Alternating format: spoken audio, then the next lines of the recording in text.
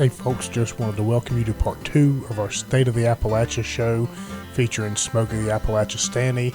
We also had Amos, Denton, and Chris Montgomery joining us for this one.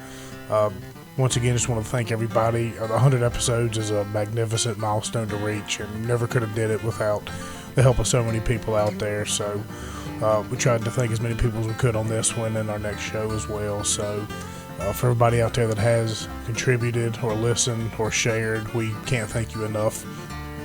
For all of our Patreon subscribers, if you wanted to listen to this show in its entirety, you can go to patreon.com/getontap.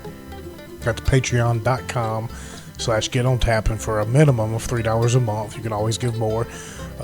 You get all of our shows early, in full length. We end up splitting them up. You also get subscriber-only content, and we got some pretty big events coming up here soon in the near future, and our subscribers are going to get first crack at seating for those, and opportunities to meet some of the guests and hang out, things like that. So you can always go there once again and support us at patreon.com/getontap. We thank everybody that does that. It really does mean an awful lot to us.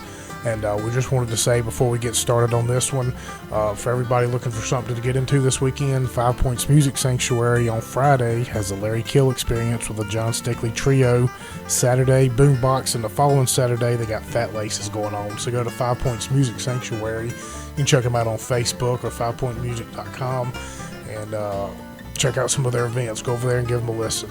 It's a phenomenal venue, and they've been really good to this show, and we really appreciate all Tyler's done for us, and we enjoy supporting and promoting what they got going on. So without further ado, enjoy part 2.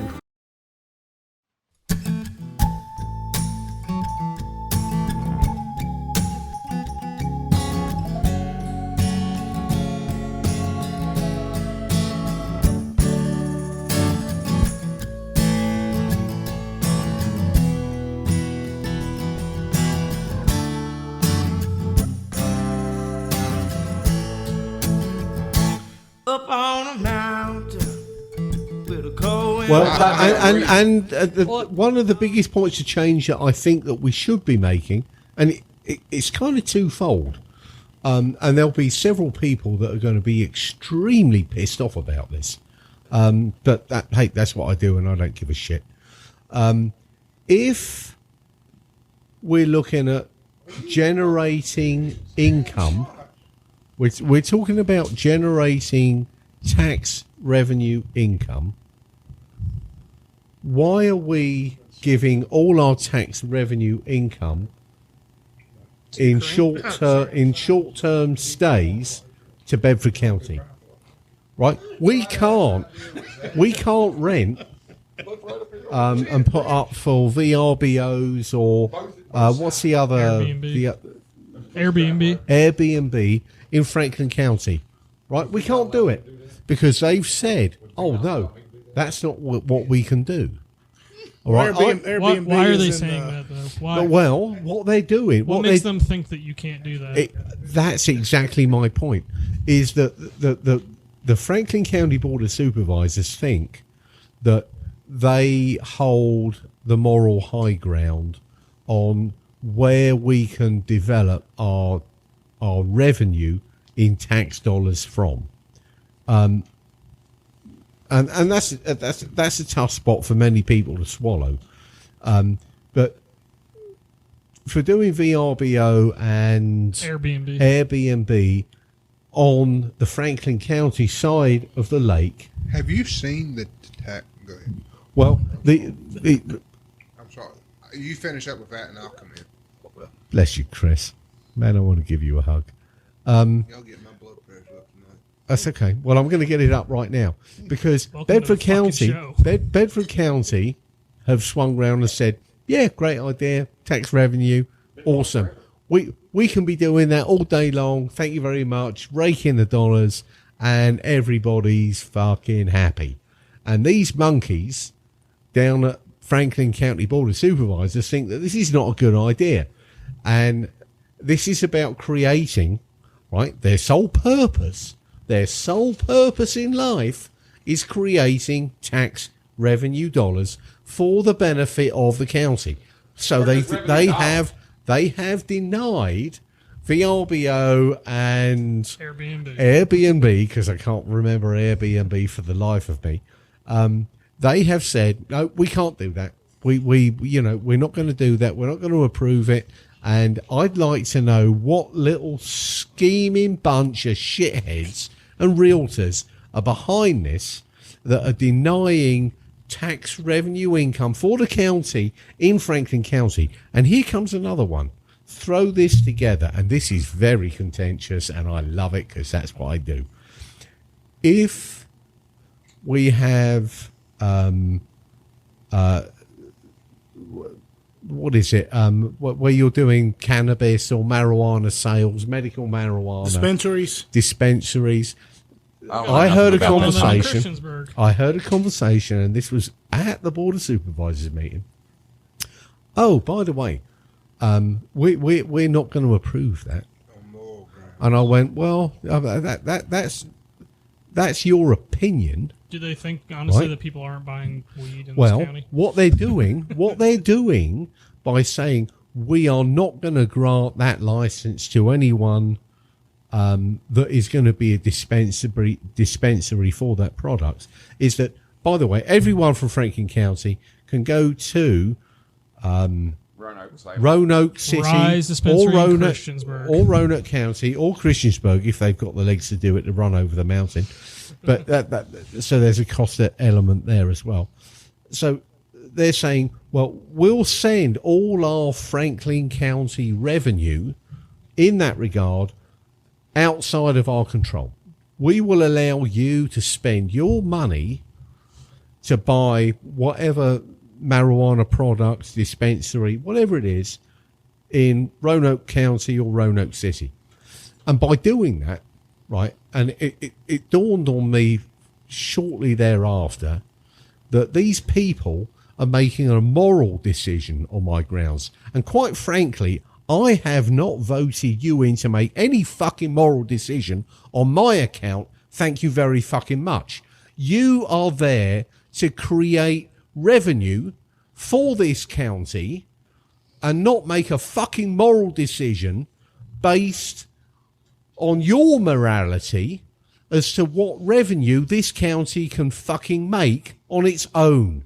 So you're sending everyone from Franklin County to buy whatever marijuana product they choose going out of county. And once again, you monkeys think that it's a great fucking idea that you are going to send all your fucking dollars outside of the county and not earn revenue by doing such. I did not grant you that ability to fucking make that decision. You cannot make moral decisions on my fucking account. I did not vote you in for that. So fuck off. No. There we go. I don't know how many the show has in total, but I know I counted 7 F-bombs in that rant. Well, there we go. And 7 in the last minute, actually. So it was a strong. It was a good one. And I completely agree. I completely agree. Look, how dare they? I do not agree with Airbnb. I don't actually like any of these people. I don't like any. They offer a great service, but they're all they're all compromised. Essentially, at the end of the day, Airbnb just recently denied the parents of an outspoken conservative lady. I think Lauren Southern's her name. They denied her parents use of their service just because of her daughter's political views. On the other hand of things, who do you think? I would not support them personally. I would say find your own way to be able to rent your place out, make your own money, and cut out the middleman. With that being said, but you still shouldn't be regulating That's my fucking land. This is my house. If I want somebody to come in and rent it and use an app, it's not up to you. It's also not up to you, to decide, like you said, morally. It's not your moral decision. No, you're there economically. That's my libertarian beliefs. You are there to. You shouldn't be there at all, actually. And that goes back to my anarchist, kind of deal. I think we could govern ourselves a little bit better and decide, if we were all armed and we were all polite, we'd all get along just fine and dandy, and we'd probably all be helping the less fortunate a whole lot more. But you know what? The less fortunate wouldn't exist as much, because in a dog-eat-dog world, most of the times they would get eaten, and their genetics would end up being erased from the gene pool. The strongest survive. I mean, that's kind of how. You mean to tell me the peanut allergies would go away? They probably would. They probably would. You said you wouldn't support Airbnb because of the conservative parent. Neither do I. But they're a private company, so they should have the right to do that. Well, not only them, the people in this town should have the ability. Like, look, if I wanted to rent out the top of my house, because I could close it off and rent it out as Airbnb for people coming into town for music, people coming into town for business, anything like that, I could probably make enough money a month to pay off my mortgage because it's so centrally located. But I can't. So why are they stopping that revenue? Our lake house down in Huddleston. The house next door that Dwayne takes, them houses are renting for $7,000 a week. Jesus, that's what they're renting for. But that's not allowed in Franklin County. So we're giving that revenue. You got people riding in here from and them houses are rented all year round. In the winter, it's fishermen. So it's not just renting the house. They're buying their bait. They're going to the stores. Everything they're doing is in Bedford County. All their food. Going to the restaurants. They want to go to a bar one night. Yeah. And you're making a moral decision But on the Franklin County side of that lake, you can't do that. Kiss my ass. Who the fuck are you? Well, who the fuck are you to make that decision? Here's the problem with that, and this is a problem with democracy locally, is the fact that they're voted in. They were voted in, and they're going to say, well, people voted me in to make decisions they couldn't all be there for, and so therefore, and that's what they do, because people, even to the local level, they don't go out there and they don't mingle among their constituents to really find out what in the hell they're doing. They don't. I mean, maybe they do up here in Callaway. I know in Rocky Mount, I'll see Holland out from time to time, and that's, fine and dandy. But the most of the rest of them, like, they're not getting out there and finding out if somebody's going to willing to come up to you in public and talk to you, you should be able to listen to them. But they're just like, well, nobody cares, so I'm just going to vote how I want to vote. And that's the problem. We don't hold them accountable. Right. It's not them, it's us. It's us for not holding them accountable. It's for us for not holding their feet to the fire. How do we hold them accountable? By doing stuff like this. This right here. They make a vote, then we get to go bitch at them at the next session, and then they're not answerable. But it thing. You can't have a conversation back into it. Should not be like that, though. No, it should. I mean, the stuff should be aired out prior to the votes, in a decent relationship with, the board of supervisors, people. They would talk. They should be talking to their constituents. Our constituent and board of supervisors. That's been a candid conversation. The only time I've ever seen a local politician show up at any doorstep to talk to their constituents is when it's election time. Well, of course, they're paying. Well, most of them not even election time. The only person, and I'm born and raised right here. The only time in Franklin County that moonshine was ever made in pint jars was at election time, when the politicians would buy it to go around and talk to people. The Snow Creek district was very contested. I think you endorsed. What's his name? Who's the guy you endorsed for that? Ron Shiflett. Yeah, he's the only person, because that's my family's in that district, and every single one of them. That's all he had to say was he's the only one that actually showed up to their doorstep and actually asked them.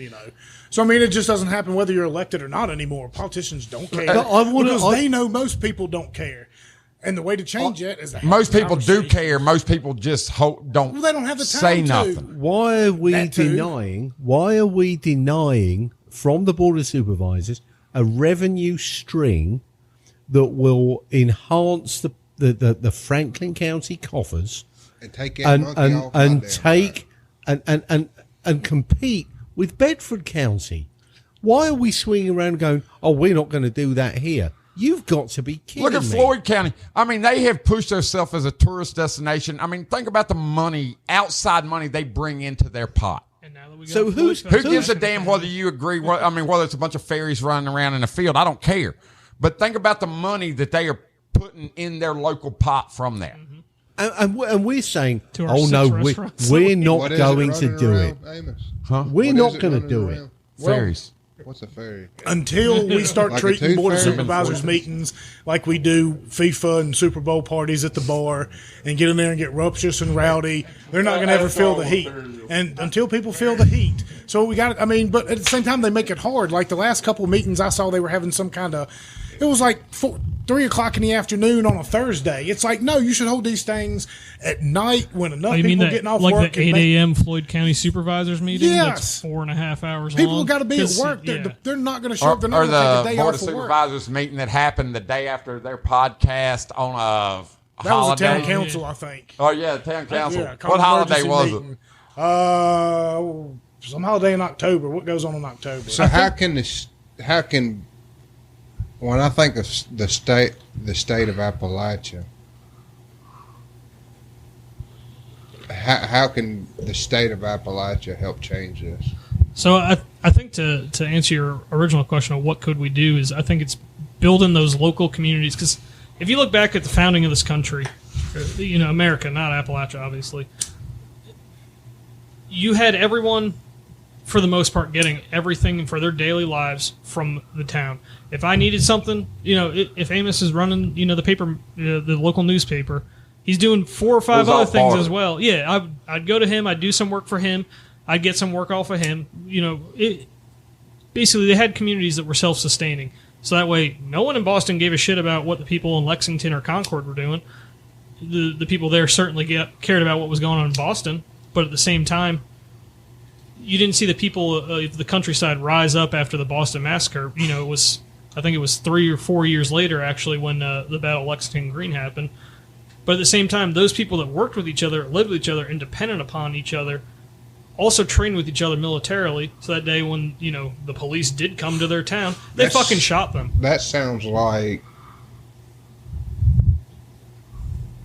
the constitutional unorganized militia. Yes, it Absolutely. The other thing to remember, though, is that a lot of these places, had governments in place already to begin with, and these governments put out essentially edicts that were kind of like what you guys were talking about with, I didn't vote for you. Why are you making any ruling over my life? So these people who depended on each other, lived with each other, worked with each other every single day, created committees of correspondence, which were basically shadow governments. So they said, okay, they had their town meeting today. We're going to have our meeting tonight in this bar. We're going to say, okay, this is what we're going to do. We're not going to buy these fucking goods from these people. We're not going to acknowledge their authority whatsoever. Oh, and by the way, this Sunday we're having a muster, so bring your rifle, and we're going to, make sure that we know how to fucking shoot each other. I think if you get back to that at the end of the day with our, the rebellious spirit of Appalachia, I always say that you want to exhaust every single box before you get to the cartridge box. Use the ballot box, use the soap box. At this point, though, we've used both of them. I'm not saying go out and smoke your local municipal tyrant, but the only box I think we got left is a kitty litter box before. Because that's they're putting them in high school. In fairness here, Chris, in Indiana, they have passed a bill or whatever that they can put kitty litter boxes in the bathroom for the kids who think they're cats and dogs that piss and shit in.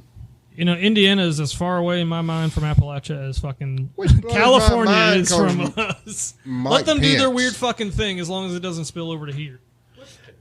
Chris touched on something that's very dear to my heart. Litter boxes? And it's not litter boxes. Yeah, it is. It's about. You got one down in the cabin when he's down there on his paws. But in all seriousness, we have a couple of constitutional responsibilities and obligations that we as citizens and Franklin County residents are required to uphold. And one of them is very Amos. Thank you, Amos. Very dear to my heart.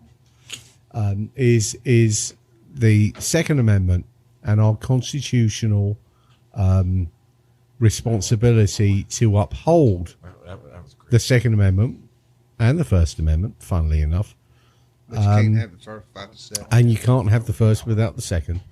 And if you look into the Second Amendment and its constitutional powers, And you can't have the rest of them without the second. and you can't have any of the others without the second, is that we need to be able to defend our constitutional rights as an Defend our unorganized constitutional republic, quite right.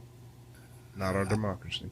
It's not our democracy and it's our constitutional obligation to train for the unorganized militia. Constitutional and organized militia. You're very good at this, Chris. Oh, dude, I I'm on a believe roll. you've got a place in local government. But this is something that is our constitutional right. And one of the biggest ones is Guess what voting district I'm in now? voting. Boone's Mill. It is our constitutional right to vote. And if you don't vote, It is also our constitutional right to remove all corrupted politicians and bureaucrats by any means necessary. I mean, and well, so many words. we can certainly go down that avenue. But these are constitutional rights that I think we need to uphold. That's why, at the end of the day, though, that's where you and I differ. But at the same time, we get along so well because you are a constitutionalist. Absolutely, 100%. And I 100% agree with the Constitution. But the reason I'm not a constitutionalist is because for the last 100 years, it has not done a damn thing to prevent the position we put ourselves into. So instead of putting our faith into a piece of paper, we should put our faith into ourselves. And that's why I'm an anarchist. Put my faith into myself. Put my faith into, if I'll shut down tomorrow, I can still reach out to you for some milk. I can still reach out to Amos for some beef. I can still reach out to Chris for some, and in return, I would provide. What are you going to reach security. out to me for if you're reaching out to Amos for beef? I'm just saying we all got to stay connected. I would, and that lifestyle. Because if we need a human wrecking ball, it ain't me. No, I'll be the human wrecking But ball. no, 5'8", 250 pounds, baby. No, see, at the end of the day, when it all boils down to something, people like me need to be the ones on the front lines. You know what I mean? For one, because I know what the fuck I'm doing. Number two, like, if I get killed, somebody else can just step right up in my place as a security force. Essentially, we're speaking in hypotheticals here. But somebody like Amos, if Amos is on the front lines, well, Amos knows how to rebuild engines. He knows how to build structures. He knows how to get to water. He knows how to farm. He knows how to grow. There is no reason Amos or you or Chris or half these people out here that know how to grow and build, y'all have no business being out there on the front lines of this kind of stuff. That's for people like me. That's where I would disagree with you. I'll be kitchen help. I think the problem with the He's going to be Constitution feeding is his meat. don't get me wrong. I think it's a fantastic document. It's the greatest document in the aside from the Bible. It is the greatest document in the history of man. I think there's only one in terms of U.S. Founding documents. There's only one that's better than it, in my opinion. It's the Declaration of Independence, where I agree. it enshrines the right of people to alter or abolish governments that are self-destructive of their ends. But at the end of the day, the Constitution, where Simon and Chris here, are talking about it, and I fully believe in the Constitution. At the end of the day, though, it's just the thin veneer of civilization, because at the end of the day, it's that let's draw this line in the sand and say, if you cross this line, I'm going to take up arms and shoot you. Well, how many times are we going to let them cross this line and say, well, that's been done. I mean, look at the position we're in now. Mm-hmm. Oh, well, you can cross that line, but don't cross this line. That's what I'm saying. They cross that line, but don't cross this line. At what point do we say, there's a meme, I think, where it's like, you'll never, probably from my cold dead hands, they're talking about the AR-15. The next image, the guy has a hunting rifle, like a 308 Remington. He's you'll never take this from me. They're like, give us your sniper rifle. The next photo is like, you'll never take this, and it's a 12-gauge shotgun. They're like, give us your assault shotgun. And at the very end, he's got like a pocket knife and just says, just fucking take it. You either got to stand up and stab the motherfucker in the neck at some point, or just hand it over and become like the fucking British. Well, God save the king. I'll tell you, and I have witnesses. I don't need an AR-15. I can run my 30-06 bolt gun just about as good as I can my AR-15. I've got witnesses to that. Well, and it kind of wraps back around when we're talking about this derailment in Ohio, and we're talking about local politics and how everything kind of ties in together. Look, in an anarchist society that I envision, all these communities essentially feed off of each other, but they protect each other. Exactly. And for an incident like that, the town all gets together and says, all right, if you're going to lowball us for cleaning this stuff up, or you're going to, screw us over and lie to us. $25,000 for the whole town? No. Then from here on out, that town makes sure no trains come on that track. Then the next town over says the same thing. I fucking be tearing that shit up and channeling my inner Yankee with burning fucking rails and burning them around trees. You come figure it out and pay for this, or you don't come through this town anymore. And that's where it comes back to local. That's how we can change things locally. If a municipality gets together and decides a train ain't coming through there, believe you me, we can make sure that train don't come through. And I'm not saying you need to resort to violence. That's not what I'm saying at all. What I'm saying is, when you band together locally, you will come up with better solutions to better your town, and the next town over will follow your lead, and the next town over will follow your lead, and the next thing you know, we can go head-to-head with Northern Virginia because we've got a united front. Or a community comes together and says, no, BLM, Bureau of Land Management, you're not taking our fucking cattle, and by the way, we're going to corner you in this little fucking gully, and if you make the wrong move, you're all going to fucking die. That's what the Bundy Ranch standoff fucking proved, is you get enough people... I think the problem is not enough people see things happening and have the ability to act in that moment. In the Bundy Ranch standoff, whichever your opinion is on it, enough people saw pure tyranny fucking happening in front of their eyes and assembled in southeastern Nevada. I think it was something like 1,200 fucking armed, patriots against 200, weekend warriors. What was the Bureau of Land Management doing, turning up in full tactical gear?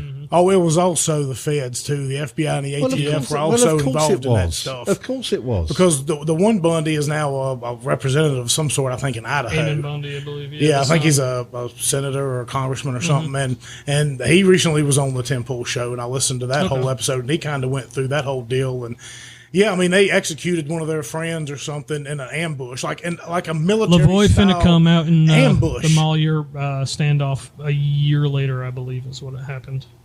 Because there was the Bundy standoff, and then they occupied the Malheur National Wildlife Refuge out in Oregon or Washington or some shit, and they stopped them on the side of the road, and then one of their guys, Lavoy Finicum, I think his name was, the FBI had him executed on the side of the road, claiming that he was pulling out a firearm at them when he was putting his hands on top of his head to surrender, like they had, were instructing him to do. I mean, it goes back to Randy Weaver. It goes back to Waco. Absolutely. I mean, those standoffs, the government was completely in the wrong, and 40 or 50 innocent people in the situations combined. Like, you surrounded a family on a mountaintop in remote northern Idaho, I think it was.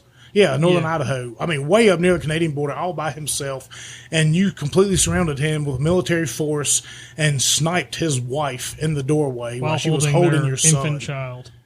You also killed another teenage boy. And for what? And for then they incinerated 73 Americans in Waco, Texas. But women and children. Let's also remember, though, that the FBI has done two things. One, they have acknowledged that it was the Branch Davidians, in their opinion, that set the fire. But they also knew that day that CS gas in high concentrations, which they were pumping into the Branch Davidian compound, is known to spontaneous combust. And they also knew, on top of this, which many people don't, that when CS gas burns, it creates, as a byproduct, cyanide gas. So not only did they incinerate men, women, and children down there, they fucking poisoned them, first off. And these are the people that you fucking slob on their knob every time and say, thank you for, defending my freedom. So fuck you if you think that with it. I'm very strongly opinionated about those motherfuckers. Fuck David Chapman. I absolutely agree. I mean, I'm not gonna shy away from that because I don't care. Yeah. Come and get me. Mm-hmm. I mean, they use psychological war, and I want people to think about this kind of stuff. And just look, we're not doing this because we're, for any other reason other. We want you to just think about it and research it when you're thinking about trusting anybody on any level. Mm-hmm. They performed military tactical, like, psychological warfare. Like, women and children in that church, they cut off all their supplies. There's a very good Paramount Plus series about it with that was actually made with not hostage negotiators that were there, that didn't want the tactical fucking guys doing anything that they did. Yes. Yeah, it was between them and one of the series came out, and it was kind of a mixture of the one FBI guy who didn't want the stuff, and between one of the survivors of the Branch Davidians. But I mean, like at nighttime for days and days and days, they were pumping in like crying babies and dead rabbits and stuff, machine gun noises through massive speakers and stuff. Why? Just pull yourself back for a second. And then they drove Abrams tanks around flying the American flag as that compound burned down. Took conquering hero photos over the scalded corpses in the background. Why are we pulling off those tactics on American citizens, whether it's 30 years ago? I mean, we bombed Philadelphia. Remember, was that back in the 70s or 80s? I believe so, yeah. Yeah, the police bombed Philadelphia for their standoff to end. Yeah. And they leveled a whole city block, I believe it was. Something to that degree.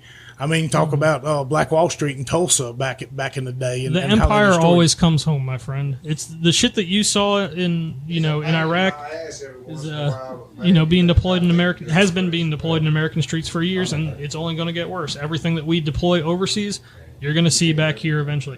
Why does Montgomery County Sheriff's Office need a fucking MRAP? I get it. There's Virginia Tech there where they had obviously the Virginia Tech massacre, but at the same time they have their own fucking police department.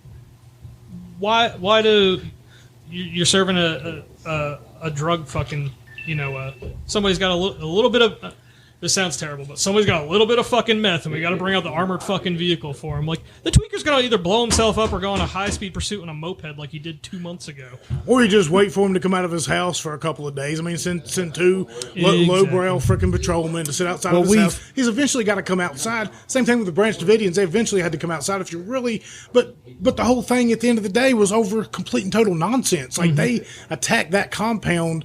Attacked it over some BS reasons, and then when they got clapped, realizing they can't just roll up on the place like any other freaking neighborhood, they got clapped back. Then they bring in a military force. Why did they need to execute Duncan Lemp through his window while he was sleeping next to his pregnant girlfriend? At 4 o'clock in the morning. Why couldn't they just wait for him to come out of his house and go to work? Because he had no idea he had a fucking warrant for his arrest, allegedly. And with that whole case, his name is Duncan Lemp, and I will always remember him because he was a friend of mine. But you actually know him? He actually set up our original website for State of Appalachia. No so kidding. I knew him a little bit, and it was about 2-3 weeks later that I heard that he got killed, and I was like, no, he didn't. And I look on, oh shit, he got killed. But yeah, I mean, in the libertarian they investigated themselves, and they found that they were in the right. He is a very well-known individual in the libertarian world, and he should be well-known amongst everybody, but he didn't fit the narrative. So how are we allowing, as a constitutional republic, how are we allowing the actions of the FBI and a number of government agencies, which I despise with a passion.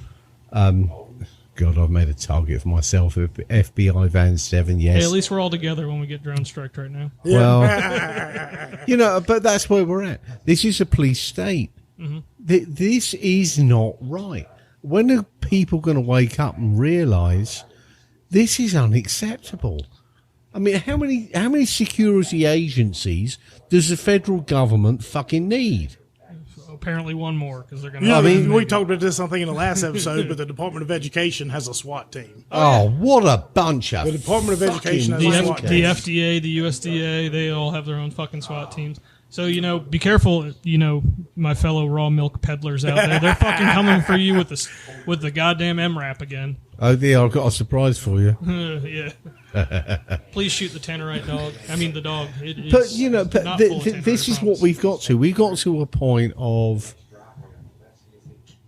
we're in the wrong fucking place as a society. They're in the wrong place. They're in America. They should go back to we fucking are Europe and Africa because and Asia we've and let it happen. Oh, absolutely. But we've let this happen, and how on earth do we walk it back?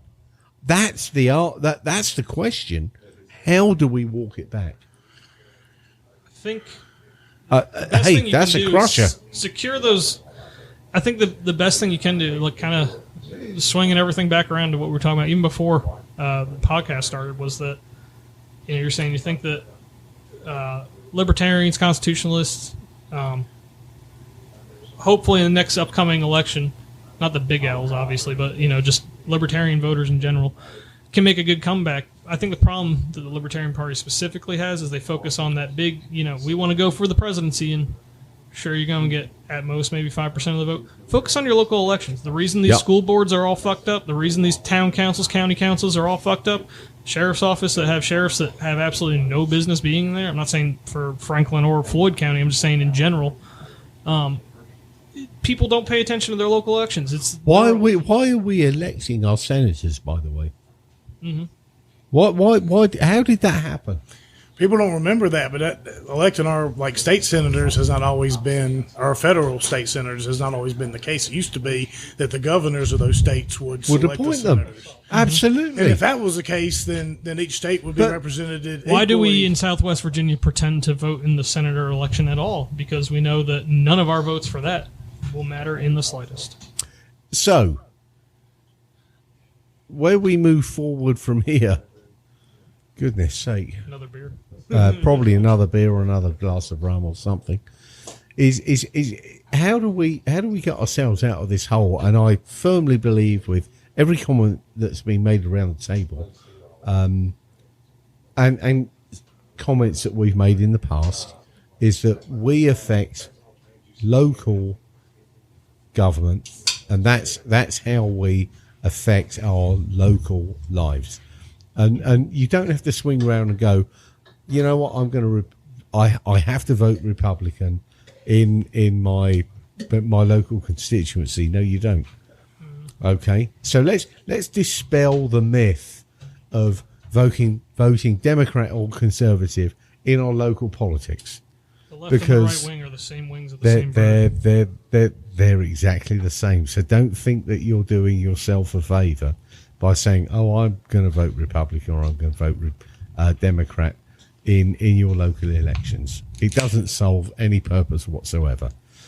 If you elect people that are intrinsically embedded in the society that we all participate in, we all have skin in the game in, these are the people that we want to vote for in local government, right? It's that easy.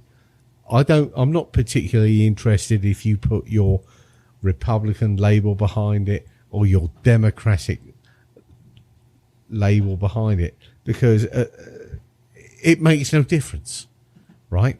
We need people locally who are interested in our betterment, and we are a agricultural society in this part of Virginia, and these are the people whose interests we should be voting for.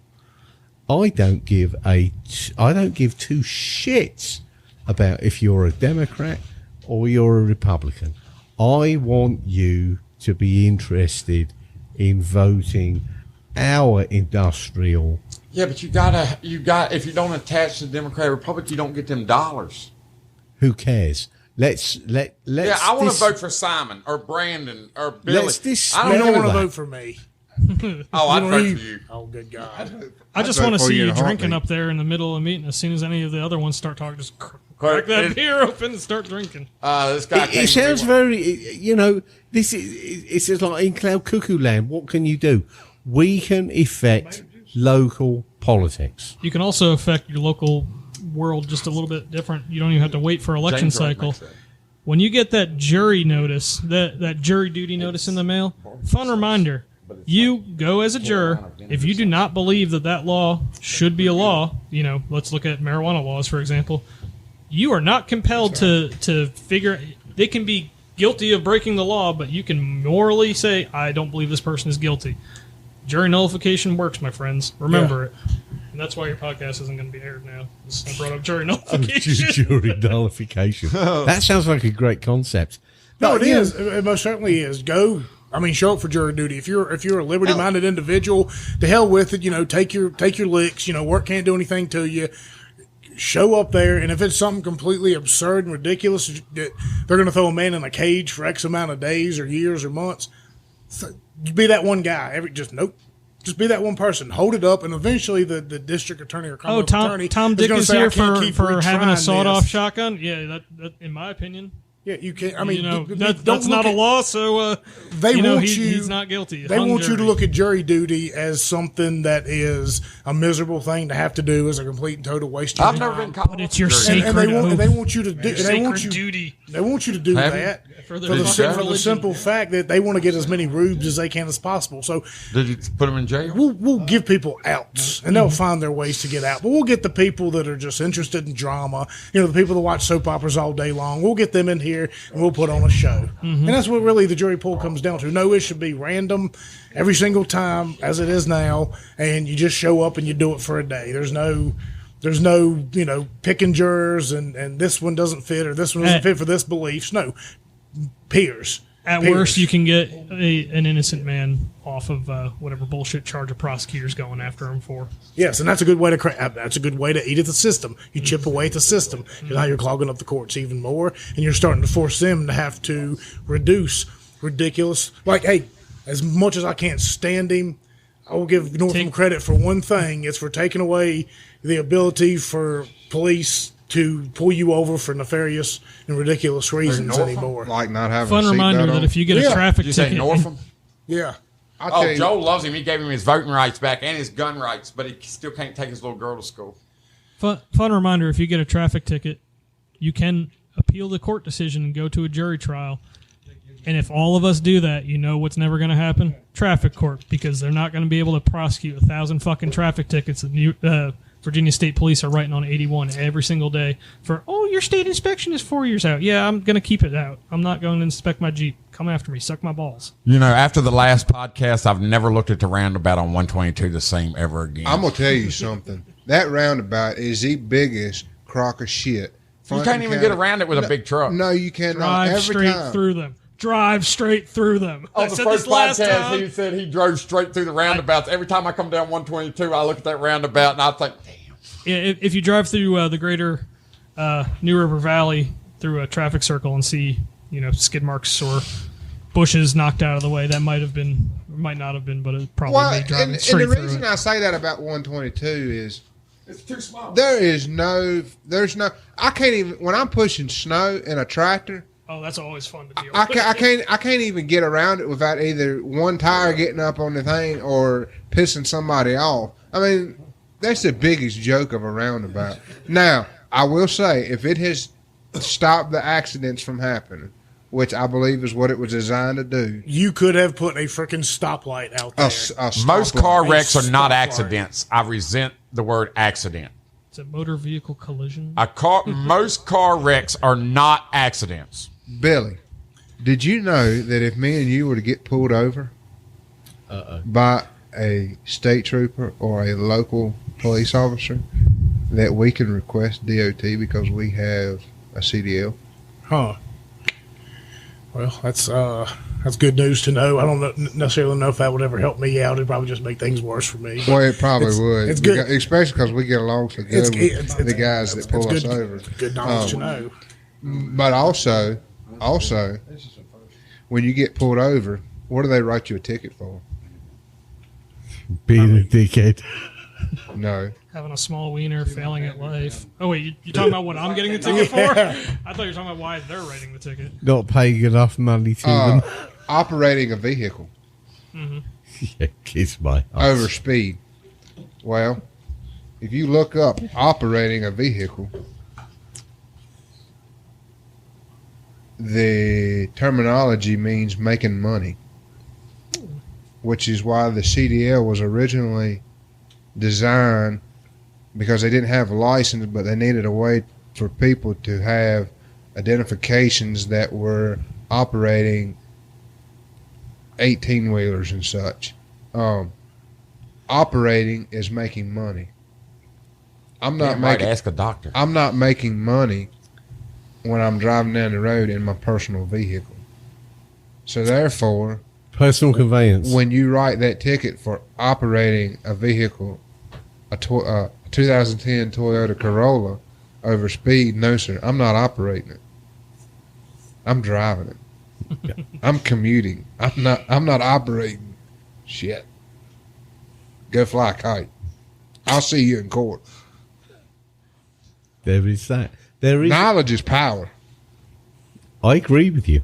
There's also the great chance that they're just not going to show up for their court date, so show up. Maybe even ask for a continuance 2 or 3 times. A good chance they ain't going to show up, and if they're not in court, guess what's not happening? Your case ain't being heard. That's exactly right. I mean, yeah, educate yourselves. I mean, that's a big part of this. Simon, you've asked a few times, what can we do to change it? Well, for one, is really educate ourselves. Yeah. Really get out there, explain to your friends, explain to buddies if you're in casual conversation. Just, let them know the things they can do in court. Let them know the things they can do to beat the system. Start using word of mouth. As far as this podcast is concerned, if everybody that listens to this show would tell 3 people, hey, give it a listen, we would grow bigger than any kind of advertising I could ever do. Just tell 3 people, hey, give us a listen, and find out ways to be able to change. But you have to start showing up. There's 50, 60,000 people in Franklin County. When the Board of Supervisors meeting goes on, that place needs to be standing room only. 12 people don't count. If we've got to work in rotation, say, all right, this part of, these people get this month, these people this month, but everybody make sure once a year that when it comes to you take that day off, you make sure you're at the Board of Supervisors meeting. There's 2,000 people in there, and that room gets a little bit hotter. And when that room's a little bit hotter and people start breathing down your neck a little bit more, you start thinking about your decisions, and you start thinking about other things other than somebody giving you a little bit of skin. We have to start showing up. We have to start being there. And the next step after that is if they don't get to them like that, well, just remind them who they work for after that. And eventually you're going to get to a point to either they're going to start, and you start locally. And if this town can do it, then the next town overdoes it. They are not accountable, Billy. You have Don't to start forget, holding though, them accountable. you can hold them, I don't know, however, I think it's in Floyd County, there's 3 2-minute speaking sessions, so it's at least 6 minutes that we can hold them up extra. By just going up there and talking about absolutely fucking nothing for 2 minutes. But bore the shit out of them because they bore the shit out of us with their They have no obligation to answer you after. Oh, absolutely. Yeah. You could ask the them. nanosecond that they've been appointed in that position. I spoke before the Chesterfield County Board of Supervisors a couple of years ago when we were doing the Second Amendment sanctuary stuff. And if you look at the footage, everyone in the audience is, listening, paying attention. All but one of the supervisors up there, half fucking asleep, not paying attention. Rolling their eyes in the back of their head. It's like, all right, next. There's another 3 fucking minutes. Now, I would like to add one thing into the information I just give you. Oh, come on, Chris. You can be a dickhead when you get pulled over, or allegedly when you get pulled over for doing 120 past Dudley's truck stop, and you get pulled over. I've had that happen. Twice. And you are extremely nice, a nice young gentleman like your parents have raised you to be. This is all allegedly. The state trooper can walk up to you and say, "Good afternoon, sir." You can say, "Good afternoon. How are you?" And he'd be like, "You was running down the road very fast." "Yes, sir, I was." "Well, what was your reasoning?" "I'm tired and I'm ready to get home." "Do you really think you ought to be operating a vehicle at 120 miles an hour if you're ready to get home?" "Well, officer, to be honest with you, I was trying to impress my girlfriend." And then he takes a second glance at him. He's like, "I know you. Sir, I've never met you before." "I do know you. I spent many years in my young police officer days trying to catch your uncles and your dad." Oh, damn. I'm finally glad I got to pull one over. And I said, "Well, sir, I don't think you know who I am." "Oh, yeah, you're Swain." I said, "I am." He said, "I'm just finally glad I got one of you." He said, "My dad's name." And I was like, "Yeah, I'm his son." He's like, "Well, today's your lucky day." And I was like, "Oh, really?" He's like, "Yeah." He said, "I'm going to write you a ticket for 85 and a 55. And I said, "Well, that's mighty generous of you." He said, "It's my pleasure." He said, "I finally caught a Swain." He said, "I've chased them for years and years and never been able to catch one of them." And I said, "Well, if I'd have got across the railroad tracks, you wouldn't have caught me either." The only thing that gave me that ticket that night was I turned on Brombrook Mill, allegedly. Allegedly. And popped the knoll, and it was a car pulled out in front of me. And he was able to catch up from the time I turned off of Brombrook Mill until I got to the railroad tracks. And I told him, he was. I just wiped the smirk off his face. I was like, well, if I'd have got across the railroad tracks, you'd have never seen me. Well, why is that? I was like, because I run this road every day, from home to work. You done. From work to school, from school to work. I run this road. I know this road. I can drive this road blindfolded. He's like, well, I'm glad that car pulled out. And I'm like, we'll never know, will we? You allegedly. Allegedly. Anyway, so go to court. The judge says, see here, you got a ticket for an 85 and a 75. I mean, an 85 and a 55. It's like, yes, sir. He's like, you got any paperwork for me? Yes, sir, allegedly. He says, I see here that you took this 95 Pontiac Trans Am off the road and put on a 69 Volkswagen Beetle. Yes, sir. You don't reckon you'll be doing 120 in that? I couldn't help myself. I said, Your Honor. Allegedly. I said, Your Honor, the only difference between that 69 and that 95 is the amount of time it takes me to get to 120. $150 fine, go see the clerk. I walked out $300 later. Allegedly. Done deal. But politeness goes a long ways. Attitude test definitely comes into things. Yeah. I mean, if you get pulled up, if you're doing something wrong and you know you're doing something wrong, be polite. Be polite. I mean, they're doing a job just like you do a job. They're not trying to be assholes. They're trying to enforce the law. I am the biggest supporter of our sheriff's department. And I will tell you this. I have never... There's only 2 black men that I can think off the top of my head that was killed while wearing a suit. Oh, damn. What suits were they wearing? Martin Luther King Jr. and Malcolm X. There you go. Now, we all know who was behind those. Yes, sir, we do. Speaking of which... Power. 2 black men that held power. They had power in their voices. Them's the only 2 black men that was wearing a suit that I can think of off the top of my head that was killed. Well, and they were preaching unity too. They were. Yes, I mean, sir. they were preaching the truth. Yes, sir. Yes. They were preaching the truth and unity. Never mind whatever they were doing. Behind closed doors. Martin Luther King would never, ever, ever support the shit we see right now. You wouldn't think so. They preach. I'd like to think he'd be disgusted. With yeah, it, I'd like frankly. to say another phrase. Come on, Chris, give it to me. The most dangerous man in America to the black citizen is a white liberal. That was by Malcolm X. And he was, and we brought that up in the but you claim to be a liberal. Huh? I mean, you claim to be. No, you're a libertarian. Thank you very much. I'm sorry. Wait a minute. Let me take it back. I'm sorry, Billy. I'm sorry. Come on, man. I'm liberal. Yeah. Anyway. No, I'm a I'm a libertarian as far as politically is concerned, but I know. I'm an anarchist. I was trying to poke the hornet's nest, but there's too many people between me and the door.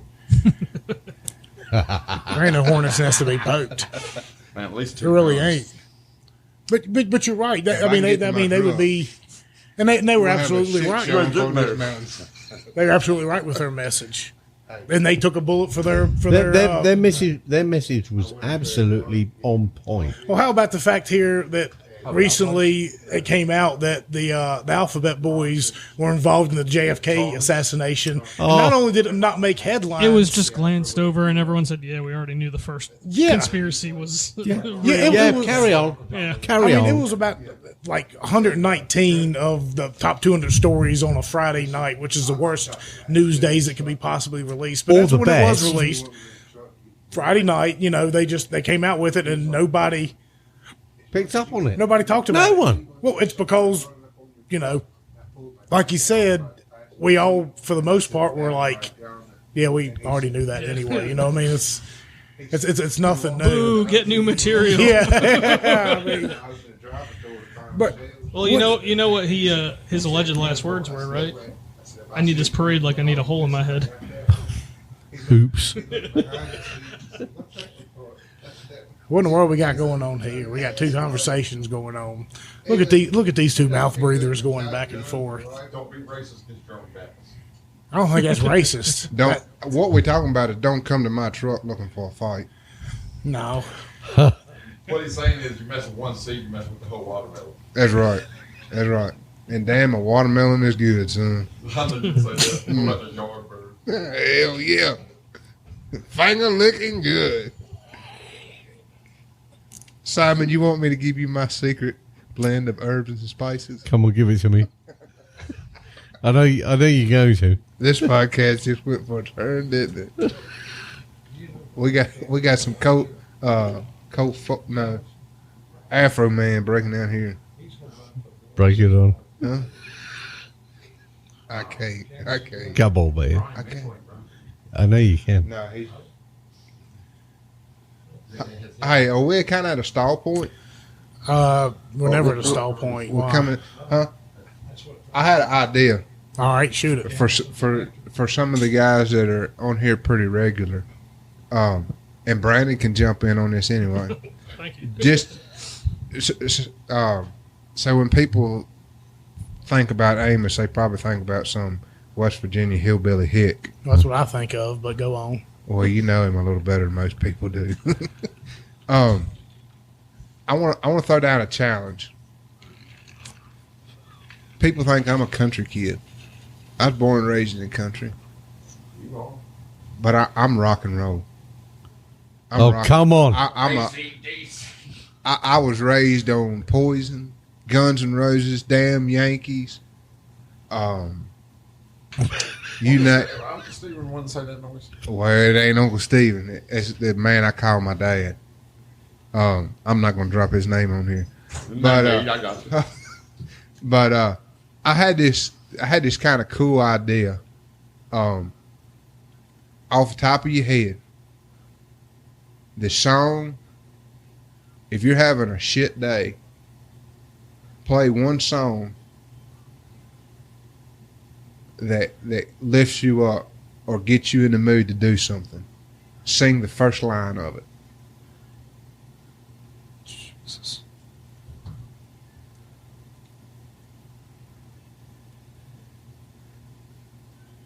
Paul McCartney, maybe I'm amazed. No, you have to sing the first line of it Oh, damn. and see if we can guess it. I'm going to tell you right now, it ain't going to be what you think for me. Man, that's a toughie. Go.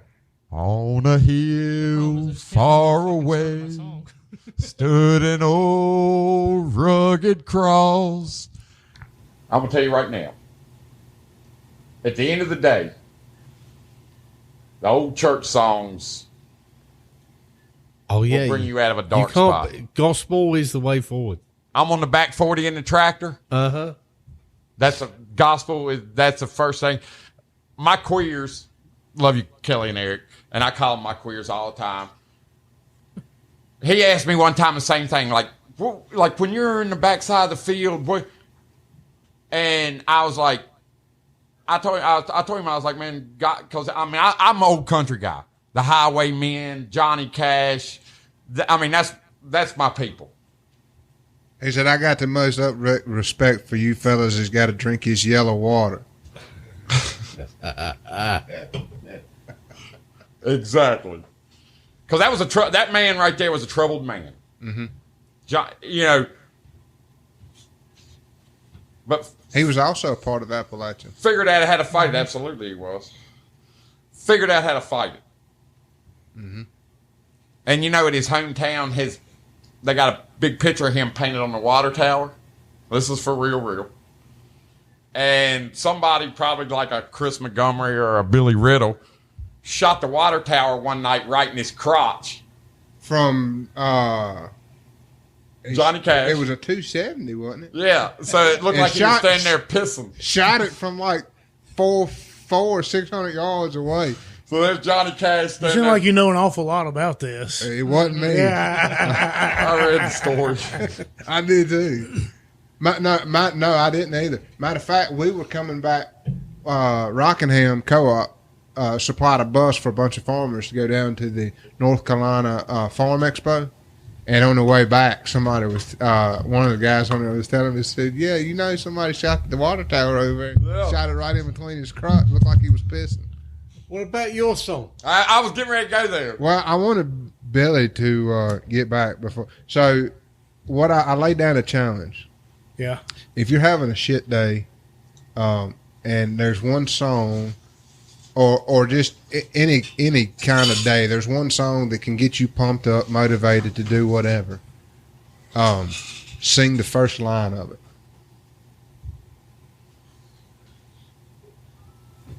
Don't you say my milkshake brings all the boys to the yard either. I was raised in church. My daddy wouldn't have it any other way. That's a good song, too. Go, Simon. There's a little bit of history And behind that song, I just want to say, is I've Held the Devil's Hand by Levi Lowry, who was one of our guests, like guest number 20 or so. He's one of the best musicians on the freaking planet. Like, I, to this day, still think 100 episodes in, Now that you're was some of the ramming. most fun. I had a blast. Simon. Great song. Your by the song. way. Go check it My out. song would be. Hang on, I need more tonic. Brandon, That's not Brandon, the you song. got one? Dang me. Trying to Take a remember rope how and the hang very me. first line goes because I always catch it a couple seconds in. I give you the line that's in my head that comes first, but I know it's not the first line. Sing it. He heard one guitar, blew him away. Saw stars in his eyes, and the very next day, He saw one guitar, and it blew him away. It's by is it Motley Crue? No, it's not Crew, but I got Wi-Fi. How in the hell did we get on this subject? I can give you the song, but I Yeah, don't no, I know exactly which song. You got one, Garland? No. He is a song. Simon. Jukebox Hero for those that don't know. Jukebox hero. He's a Was that, I heard one jukebox guitar? hero. He's got Stars in his eyes. That's not me, mate. It's what's his name?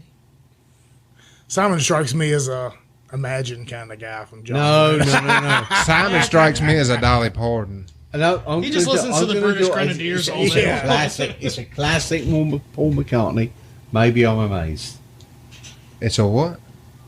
It's Maybe I'm amazed. But I love you all the time. It's a beautiful song, mate. Paul McCartney. Hey, what you Wings. say? What's? It's Jukebox Hero. No. Jukebox hero. Oh, is that what it is? Yeah. Yeah, that's what came up first. Yeah. Who's it by?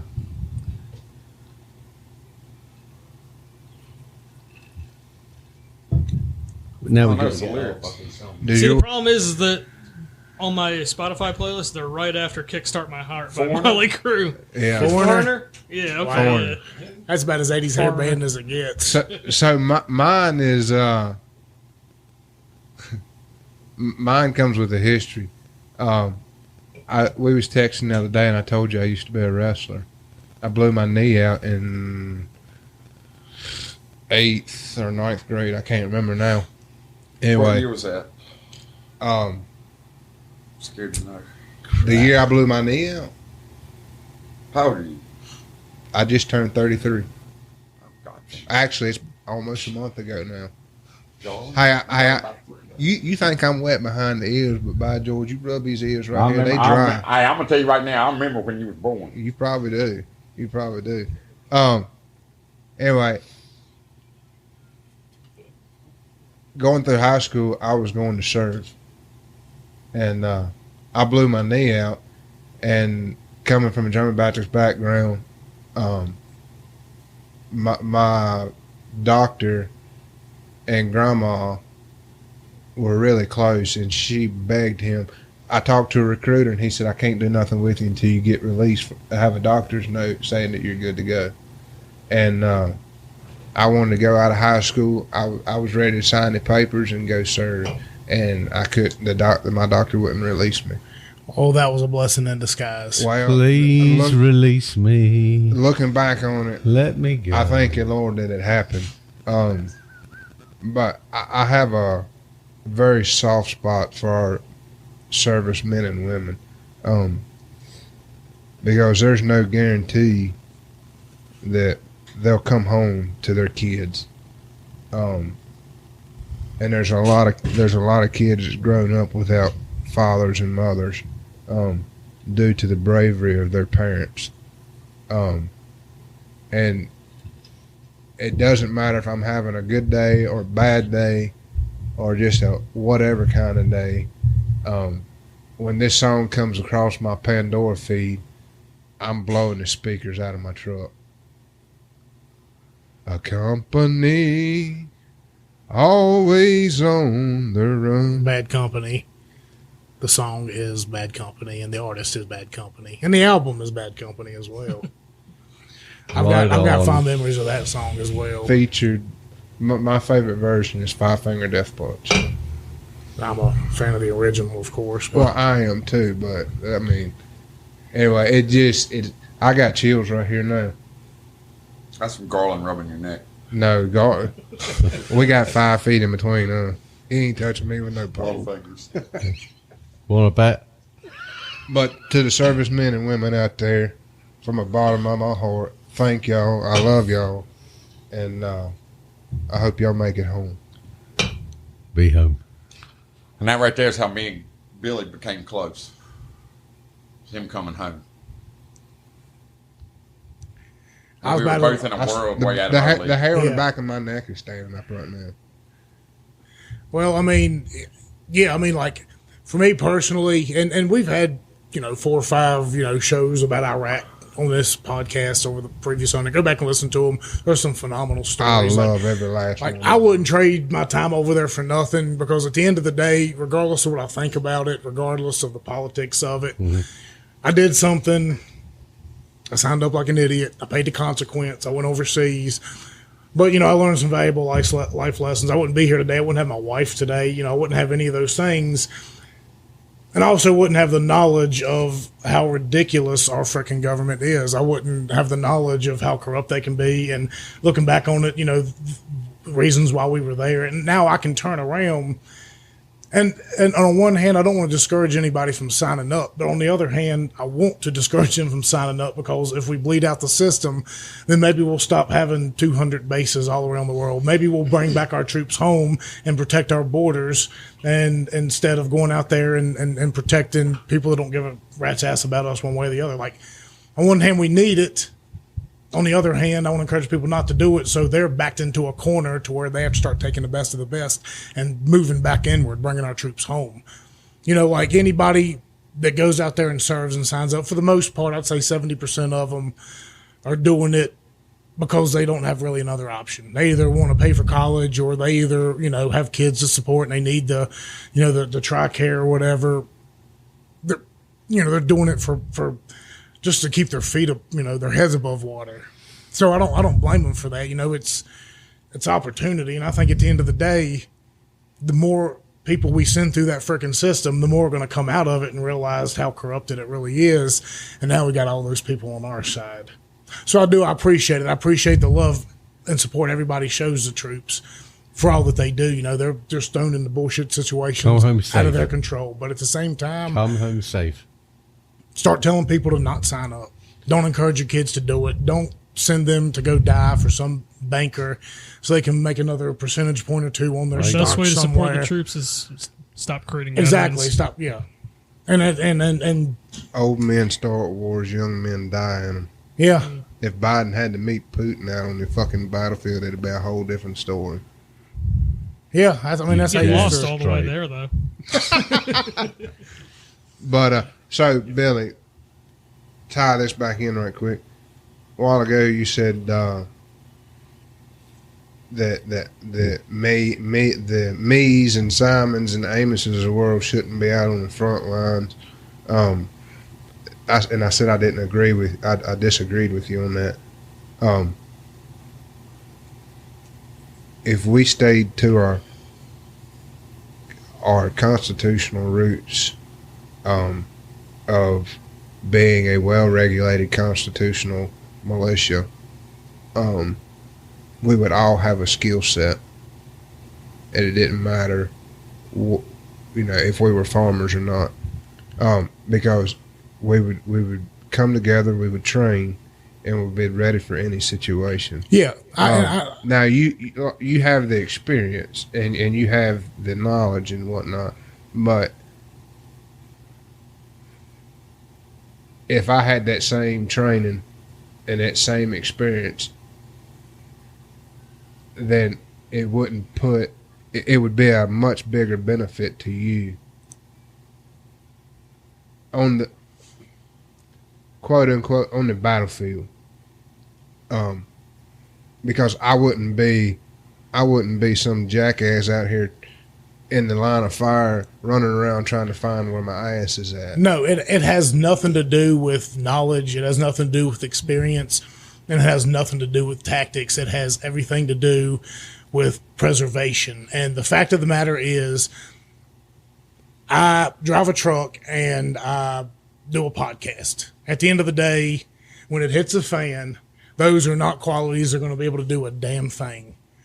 But I have been good. I disagree with you on that too, because you can take a semi through hell. You've proved that you can. I can, but just about anybody can jump on a truck and do it. Hell you know no. what I'm saying? No, don't no. And you Don't can do run that. a saw. I've seen jackasses out here that can't drive a damn crazy coupe, and my little girl does a better job. Understand? I agree. There are a bunch, but at the end of the day, though, what I bring to the table compared to what you all bring to the table when it comes to making sure my kids grow up to be sufficient and knowledgeable, y'all are so much better than I am. If it comes down to it, yes, and this is all hypothetically speaking, if it got down to it, yes, absolutely. Every single one of y'all know that you can pick up what you need to pick up and defend yourself or defend your homeland. But in the hypothetical that, we all were just to come together and have, a few thousand acres or whatever, I'm the person that needs to be monitoring the lines, monitoring the borders, first and foremost, not you all, because you all have knowledge that can be passed down. You all have knowledge that people need to learn from. You can build, your knowledge is more important than mine. So, yes, I do have a few skills. I have some skills in driving and I have skills in military and things like that, but when it comes to basic necessities and survival, y'all are far more important than I am for your... Shit, I'm going to Garland, man. Either way, people like me need to be up there. You all can do it, no doubt, but you don't need to be. You all have... that's why you don't put doctors on the front line. That's why you don't put... Well, I would agree with that one. Rosa Parks went in front of the bus. What's that got to do with the price of tea in China? You have to realize, though, Billy, if we got into a situation where we, we're fighting whoever, someone with a blue helmet, not even them, country. just random people, because society has collapsed, that you're worried about migrating in from cities and stuff, people that mean to cause you harm, hypothetical. If the average civilian rifleman had to engage a modern equipped military, I'm not saying that, the U.S. military is undefeatable. I mean, all you have to do is just look at what a bunch of illiterate rednecks in the mountains of Afghanistan did, and then apply that to the literate rednecks here. You just have to wait them out. So I think, you as a truck driver are uniquely positioned because I can only produce so much on my property, but they'll send you off to, fucking Baltimore to go pick up, their drugs and their ammunition, and you certainly pick up a couple of pounds of fertilizer along the way from us and bring it up there, or vice versa. Well, you got some smuggling abilities. For us? Yeah. Look, in this hypothetical, this is just us talking. In Minecraft. This is all us just tossing. In this hypothetical, though, it's to the point to where travel from here to Baltimore wouldn't even be something that was feasible at this point in time. Like we're at the point now where for a couple of years we're just gonna have to sit back and let nature work its cycle. We don't have fuel to be able to get all the way to Baltimore. We don't have accessibility, and even if I did it by myself, I would pass so many road pirates, and I'd never make it. I wouldn't make it. In my hypothetical, I'm just talking about we're not going anywhere. We are here. I need to be out there on the borders in the tree stands. Amos and them need to be in here. There's a lot of trigger knowledge. pullers and door kickers, because obviously where I'm more connected into is the social media aspect. You see it on Instagram and whatnot, and all I see are all these well-minded people that want to become deadly, or they want to become, I call it becoming collapse proof. But they focus, I read the Ranger manual today. I read a CQB manual. I read Fry the Brain today. Like, these are interesting things to read, but learn how to grow a goddamn potato. You're going to starve to death before you probably ever get to pull that trigger. If you want to learn how to grow a potato, there's plenty of people sitting around this table to help you, my friend. We definitely need trigger pullers, but learn how to also, become more than that. That was the whole thing I was talking about earlier with the Hubstead thing, is like, take your friends that are trigger pullers and say, hey, this is how you raise chickens. Like, do you want 2 of them? And, you become self-sufficient that way as well. You don't have to rely on. So what is the difference? I want to share something right quick, and then I want to ask you this question. So I'm showing Billy this picture that come through one of my feeds, and it's 2 girls, and one of them's whispering in the other girl's ear, and it says, "I hear he has a year's worth of food storage, raises chickens, and has a wood burning stove." Maybe I don't know, excited look on their face. Oh yeah, I mean they're oohing and ahhing over this guy. So what is the difference between a Hubstead and a community garden? So I guess a community garden has a little bit of socialism in it. I guess it's at some point. I mean, so I work in Parks and Rec at the moment, so I actually have to till up community gardens and make sure that they all get doled out throughout the year. So to me, the community garden is something that's essentially a government-regulated area where they tell you where you can plant, go to, and, oh, hey, I'm going to see Billy at his little 2x2 square that he gets while I'm sitting right at my 2x2 square. Where the difference of a Hubstead is it's, your property or my property. I'm inviting people actively come in and saying, hey, I'm going to teach you. I'm going to give you skills so that way you can start off here, become proficient enough that when you get your own piece of land, you can then take the knowledge that I've given you and pass it on to more people. So in other words, I need to quit calling my community garden a community garden and start calling it a Hubstead. I would say so. Victory Garden. Victory Gardens. It's not a victory garden, though. It's a full-fledged garden, and we're looking to make it bigger this year. I guess what the connotation that comes to mind, like I said, is just like with a community garden, it tends to think of it's something that like your town or county or city is saying like, hey, if you don't have the ability to garden, you can go there and do it. Whereas mine's more of it's not a public entity, it's a private entity. I'm not going to tell Tom or Dick that, hey, y'all can come down and, plant whatever you want and fuck up my place while you're here. It's like, no, you're going to come here, you're going to work, you're going to learn. But at the same time, you're going to take that, and I'm going to have no problem taking the time to teach somebody so that way when they want to go off and do their own thing as well, they can then take those skills and pass it on to other people. Yeah. It's kind of like pay it forward, I guess. Well, the reason I call it a community garden because it's 15 of us. Mm-hmm. And if you want the rewards, you have to put in a little bit of effort. I mean, you come help keep it weeded down, water it, whatever. What part of the county does this take place in?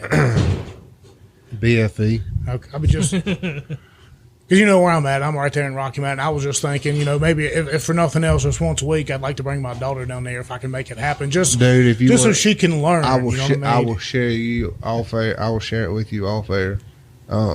Just know that if you know where I live at and you mean to come take my food, fertilizer. It's fair game. All I'm saying, I just want to go down and teach my daughter. No, dude, yeah. I think she's getting in the age. Close friends and families. Yeah, I don't even want anything. I don't even want your vegetables. At the end of the I'd say day, you have a Hubstead. You just call it something different. Yeah. Same. Yeah, because somebody busted my chops. Matter of fact, actually, it was on one of the farming podcasts. I said community garden, and somebody said, "Oh, that sounds like it's got a little bit of socialism in it."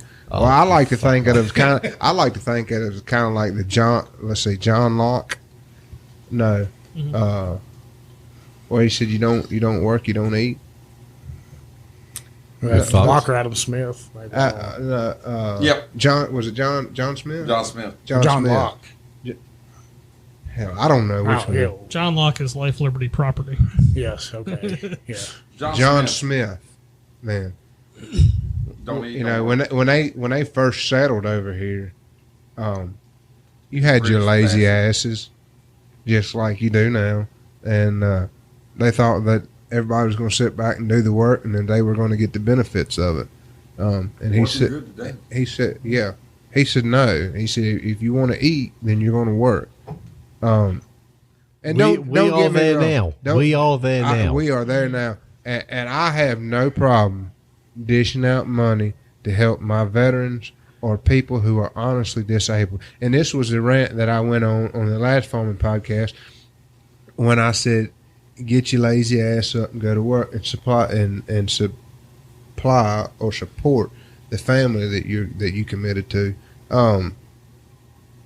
My tax dollars should not go to a man who wants to sit at home all day and claim that he's got depression issues and can't be around other people.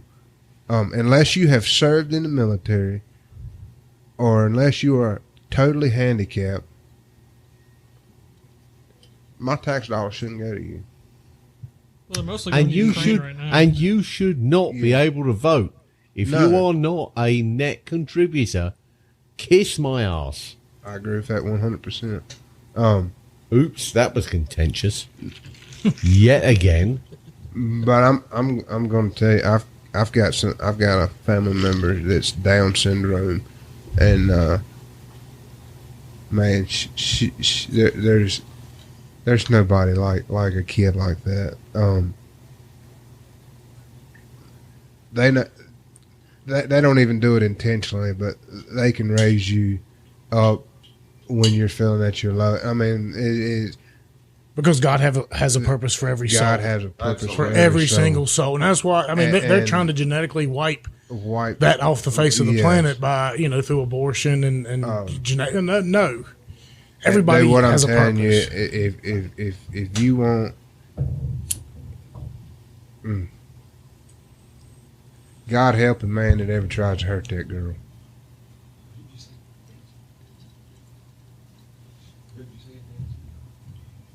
I didn't say nobody. Like I said, I mean, we're brothers from another mother. You have no clue. And there's a whole lot more people out here that think like we do. Unfortunately, they just don't have a mic, and they feel like they're alone. If you feel alone, reach out to us. Absolutely. Because you're not the only person who thinks like we are. Matter of fact, we was at a family cookout, and I've met this lady twice, and my wife likes to express sometimes, some of the people that I hang around, and she was like, I didn't even realize that was such a thing. And I'm like, oh honey, yes it is. She's like, so where do I find like-minded people? And I'm like, look in the hollows and on the mountains. We are all here. We are all here. You don't have to be alone. There's enough people. Come together. Start community. Build a community. Start a garden or a homestead. Raise some chickens, but don't use Tractor Supply chicken feed. Oh, I'm sorry, did I say that? Sorry, I didn't mean to. Yeah, you damn right you did. Find you somebody that produces milk, whether it be goat's milk, cow's milk. Find you somebody that raises beef, chicken, goats, rabbits, pork. Let me tell you something. Be a farmer. Yeah, because you can use that to sterilize his surgical equipment, hypothetically. Last Saturday, I've been rabbit hunting for the first time in my life twice this year. They taste great. Let me tell you something. That's like eating the most tastiest, tenderest roast beef. Man, I'm going to tell you what. Mm-hmm. Anytime y'all want to get together and chase some rabbits down, I'm game, boy. I am game. And I made Yeah, but why do you want to raise them? I mean, that gives you to go out and chase a rabbit with some dogs. That gives that gives raising you an excuse to get out of the house. Doesn't do anything for you. Like Get down in the field, get in the pasture. down in about to start Venezuela raising and rabbits, whatnot, so. like rabbits don't have enough fat content in them that people in Venezuela, they tried to breed them and use them for meat, and they could eat all the meat they wanted to, but it wouldn't provide enough nutrients to continue. Not enough on. fat. It's good in servings or whatnot, but Well, if you're only relying on the rabbit. if you only if that's your only meat source, diversify. Yeah. Well, I'm saying Take it in from an certain Irish situations in man, Venezuela, don't just they invest can't. in You know, only they're potatoes. It didn't do so well for my whole people. Well, actually, that's not quite true. We had a whole famine about it. I know So you we're had a here whole now. famine about it, but look what come out on the other side. I mean, if you want good liquor, Yeah, that's true. Put in good corn. well, I was thinking about potatoes. I mean, I'm sorry, is that vodka? That's vodka. That's vodka. That's Yeah. vodka. That's the Oh, other yeah, it clear is. one that's acceptable to drink. Yeah. But get together with people who can take rocks and turn them into soil, and Find yourself And- a blacksmith. enjoy this beautiful Appalachia that we have, while we can. Or they run another Appalachia. train through the area and fucking kill us all here. Yeah. Well. and pay attention.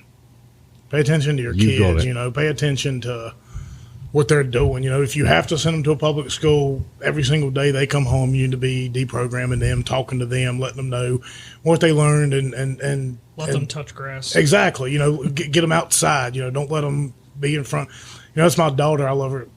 Love her to death, and she is one of the brightest spots in so many people's lives because every time we go anywhere, she's social. She hugs people. She tells them. She remembers them, and so many times we go to restaurants we frequent, and they say, "Man, every time a kid comes in here at 3 years old, they're in front of a phone and they're watching, and yours is never." I was like, she needs to My socialize. She needs stepdad to calls learn it rectangle time. Yeah, Looks up. I mean, everyone's we looking at the never, phone. ever, ever do that. You have to find a way to make sure you're constantly engaging with your kids. Cut whatever else you got going on if you have to, because that's the most important thing at the end of the day. Is raising your kids to be right because they are our hope. Man, mine's getting ready to turn 2 in April, and in the last 5 months, she has gained so much attitude, personality. It's a beautiful thing. Oh man, I'm telling you, if she was in here right now, she could care less what the temperature is. The other night, she got a bath. She had a diaper on, and we struggled to get like a sweatshirt on her when we're getting ready to go outside. Well, she grabbed her sweatshirt, her hot pink sweatshirt. So she had cowboy boots, a diaper, and a hot pink sweatshirt on, and she was marching her happy little hind end through the house. And then I turn around and she's skipping. I've never skipped a day in her life. She has picked up skipping from another kid. Skipping at less than 2 years old. Beautiful. And I'm sitting here, my mind is blown, and I'm like, Beautiful. how in the fire can so kind of They're sponges. a minority group outdo the minority, or the minority outdo the majority, and push all this bullshit that they're pushing. Well, we're not in the minority. We're in the We're majority. the majority. We are. That's what I'm getting at. Having the minority force the majority into thinking like that. Yeah. Well, because they have the media, they have social media, they have most political positions, they have most bureaucratic positions, at least the ones in power right now. And when you control the narrative, you control quite a bit. Fear is a magnificent tool.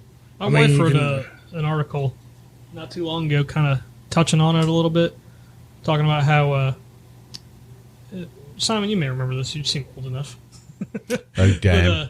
But, back in the day, Did he just say you seem old enough? he seems old enough. Sorry, well traveled enough is the Damn. correct phrase. There we go. Um, That's a little bit more palatable. You prime. Your but age you just had prime. stay-at-home moms back in the day. Because Like- you could. Exactly, but her article is saying that it's not necessarily a bad thing to encourage them to find jobs if they're interested in finding jobs in employment outside of, being a homemaker. But by essentially making it so that every single person can't be a stay-at-home mother anymore, that they all had to go and get a second job, instead of saying, oh, look at how much money we're going to have, really, they just found another way to tax you. Now you don't have a mother staying at home, helping raise the kids, making sure that materialism. You're sticking them in government-run schools. You're abdicating your responsibility as a parent. Well, And then you've doubled the tax base, and you've also watered down the employment pool. And now they can drop wages as well. And arguably, you have less money than you did before. Even though you're getting two combined incomes, in theory, you're making less overall. I was Dave determined. Ramsey. I was determined, and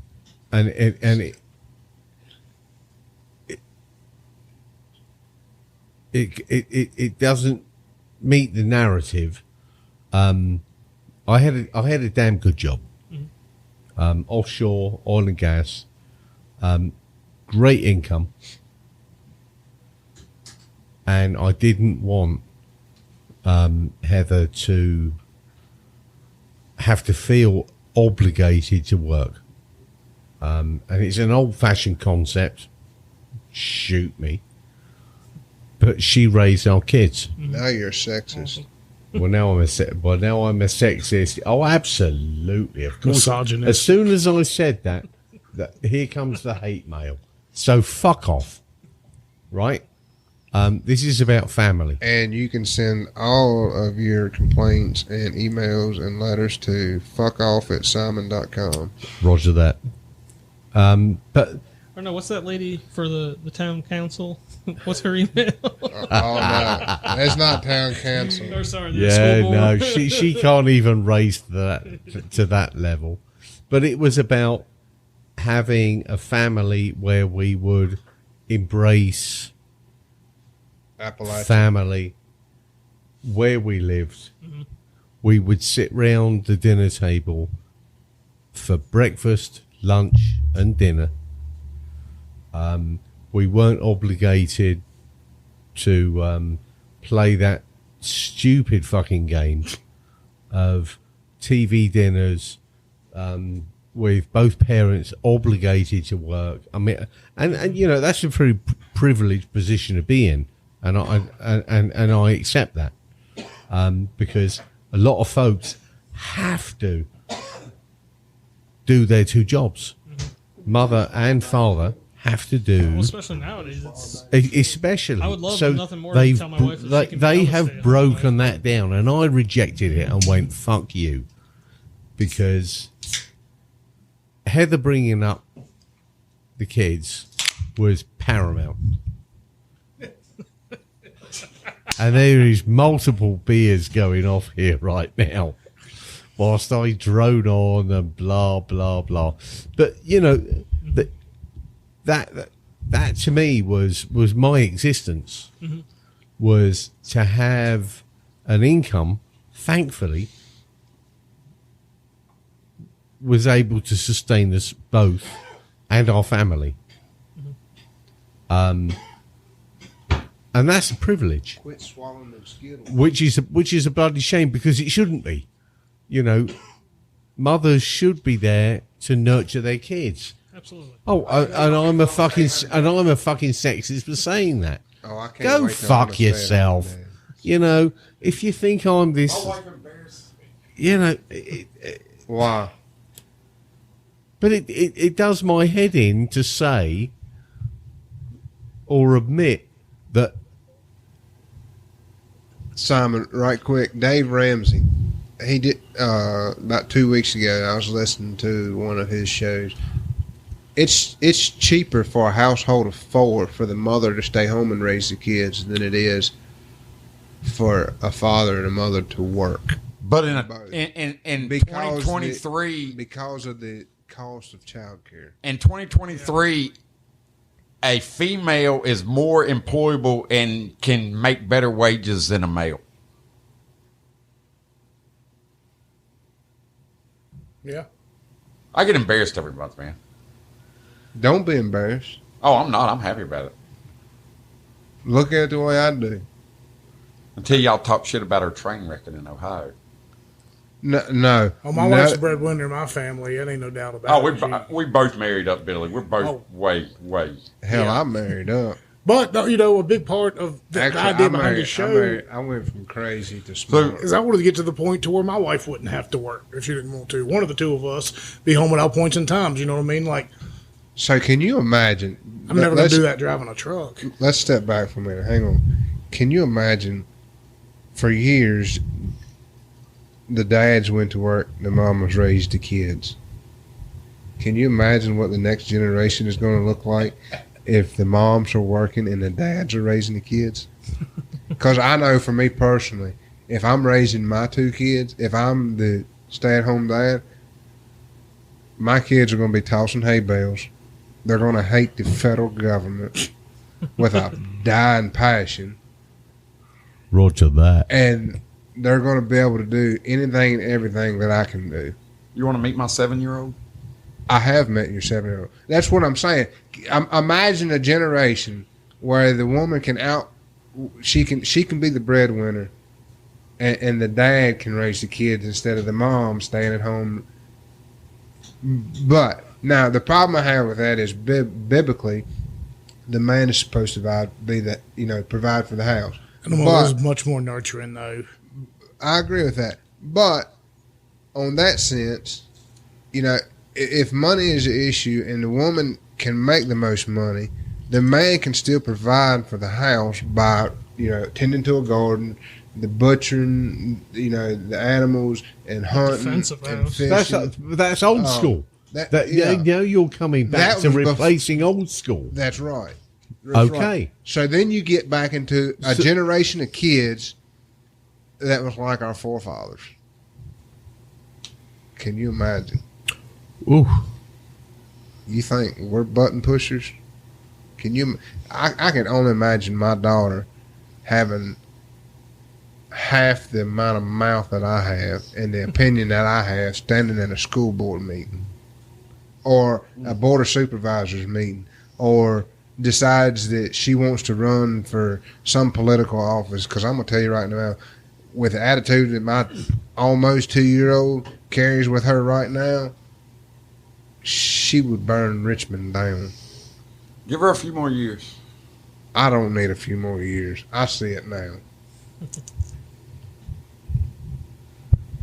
I think we all have daughters in this room that are pretty raw. Oh, man. Simon's the reason I gave up after one kid. I seen him with 2 girls. I said, I ain't risking it. Sensible move. Particularly what I've been dealing with for the last week. I ain't risking it. Well, once again, we go Why? back. Because you won't buy him a car? Weren't no damn car. Weren't no damn car, man. There's some shenanigans that goes on with teenage girls. But for all the shenanigans that goes on, Garland's got 2. For all the shenanigans that goes on, I as a It ain't just teenage girls.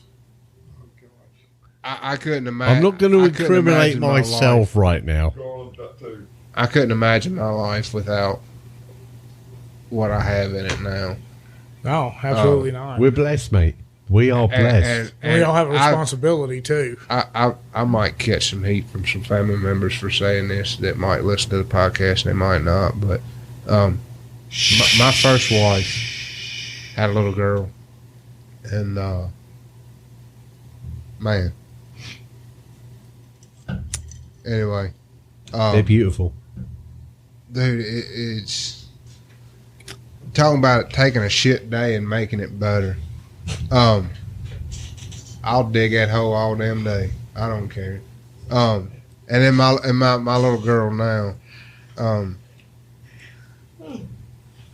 they can pull heartstrings. They're playing it. Oh man, I mean, and they're learning at an early age of how to pull daddy's heartstrings. Man, if you got kids, hug them, love on them, enjoy them, teach them the great Appalachia, teach them how to survive in it. If you don't know how to survive in it yourself, look to your neighbor, your left and your right, and if you can't find them there, go for a 5, 10, 15-minute walk, and You'll find somebody look in the willing to help. hollows. You'll find somebody. This is Appalachia. I mean, we're never more than just a few houses down. Well, it goes back to making sure that knowledge is passed down.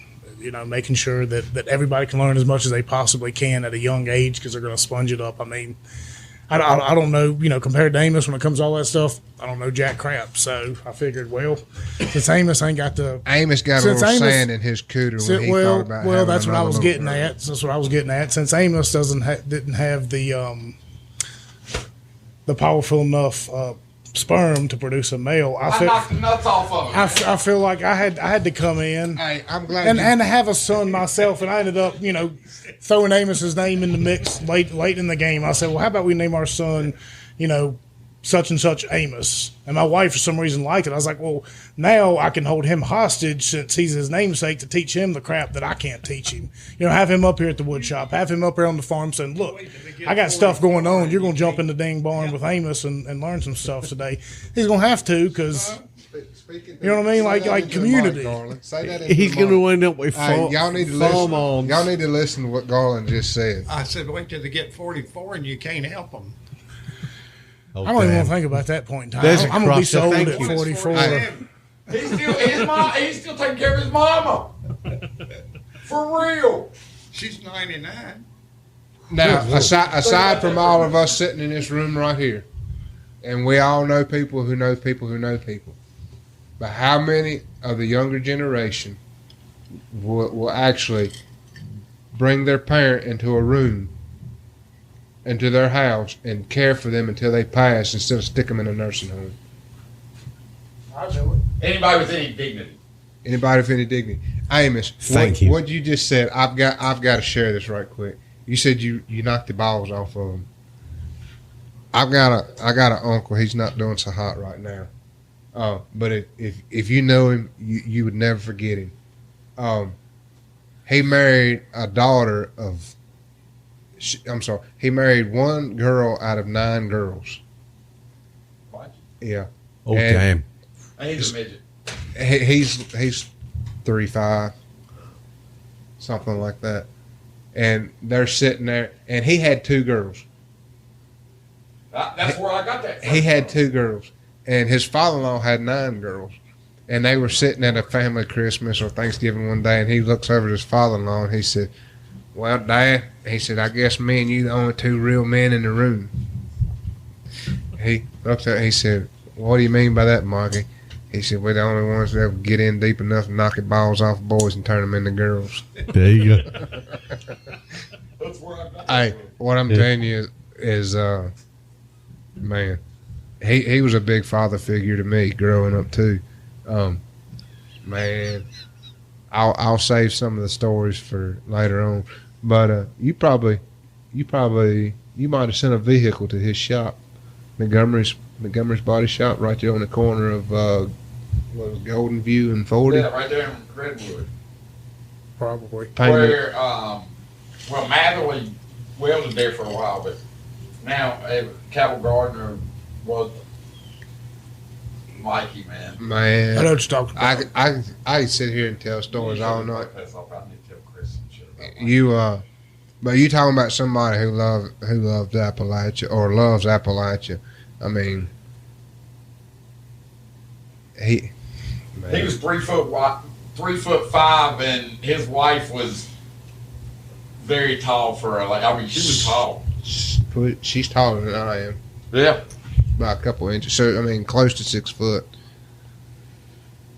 And then his daughter married Brad. this Brad, oh my big gosh, dude. oh my gosh. Oh, I told Brad, Brad, you're a sick bastard. Well, he's like, what are you talking about? I was like, man, you're a football player. You're 6'2", 300 pounds, and you're marrying a dwarf. What the fuck? That's nasty. I was like, you're a sick bastard. Hey, my uncle. Hey, Chris, I gotta tell you some shit about Mikey. I can't hold it no more. Back in the day when he was a teenager. Hang on just a second. He run with Glade Hill Fire Department and Burnt Chimney Fire Department, and littlest man on the job, biggest personality. And he went into the store one morning to get him a cup of coffee, and I can't remember the guy's name, but he's like 6'6". Anyway, he gets his cup of coffee and goes around back, opens the cash register and pays for it. My uncle's standing there, and he said, "What makes you think you can do that, big boy?" and the guy reaches over to the counter and grabs him by his shirt and lifts him up with one hand. He said, "'Cause I can do this." My uncle said, "Oh, most definitely, sir. You just go ahead and do you. But they went out one night as a group of them. They went out one night and they was hiding in the cornfield along the road, and cars would come by and they'd jump out and moon them as they come by. Anyway, like I said, 3.5 full of piss and vinegar. They mooned this one car. My uncle said the car didn't hardly get past them, and the brake lights come on, tires locked up, driver's door comes out, and all they hear is boom, boom, boom, boom, boom. And so they all turn and take off back in the cornfield, hauling ass. Somebody says, "Where's Shorty at?" He said, "I'm right behind you. If you ain't going to run, move your ass out of the way, because I am." You But back when he was a teenager, like he ran around with Dave. I mean, I know a bunch of the old timers that ran around with him. Oh, yeah. They all was running, Chevelles, big sports cars. They were all running up to Pennsylvania to see Durham Baptist girls up in Pennsylvania. Mikey done found him a damn hairy suit. And he, like, they would buy bananas before they started up a road up 81. And they'd go up 81, as cars passing, Mikey would be peeling a banana and climb up in the back window of the car and, like, run around like a fucking monkey eating a damn banana. I mean, they were like, "We create a traffic jam like you ain't never seen." With Mikey scrambling around the back window eating a banana, acting like a fucking monkey. You do realise that midget tossing is still legal in Louisiana? That what? Midget tossing. I have never seen it. Midget tossing? I have seen it once. Midget tossing. And, oh damn, I'm not. This is not This is not Appalachia. Midget tossing is totally legal in Louisiana. Louisiana? Louisiana. We could all take a vacation from Appalachia once. I'm sorry I admitted to this, but yeah, I saw it. I'd like to see somebody try to toss my uncle. Are you still recording? Yes. Oh, for This has been fuck's recorded You're the still whole time. fucking. Oh, for fuck's What are you talking sake. about? Okay. Nothing at all. All right, look. He All right. told me one time, he said, "I don't care how big a boy you are." He said, "I'll kick you in the nuts and bring you down to eye level, then I'll work on your head." That's a midget. And this was like shortly after I got like just a little bit taller than him. Because there for a long time, we the same height. I was 2 foot wider than he was, but Don't you right here. God, I love Mikey's. now he had a stroke. Had a stroke, went in the hospital, and had 2 or 3 more while he was in the I didn't know hospital. that. What was he stroking? Bananas. I can't have that on there. All right. I got one I'll tell you off there. All right, look.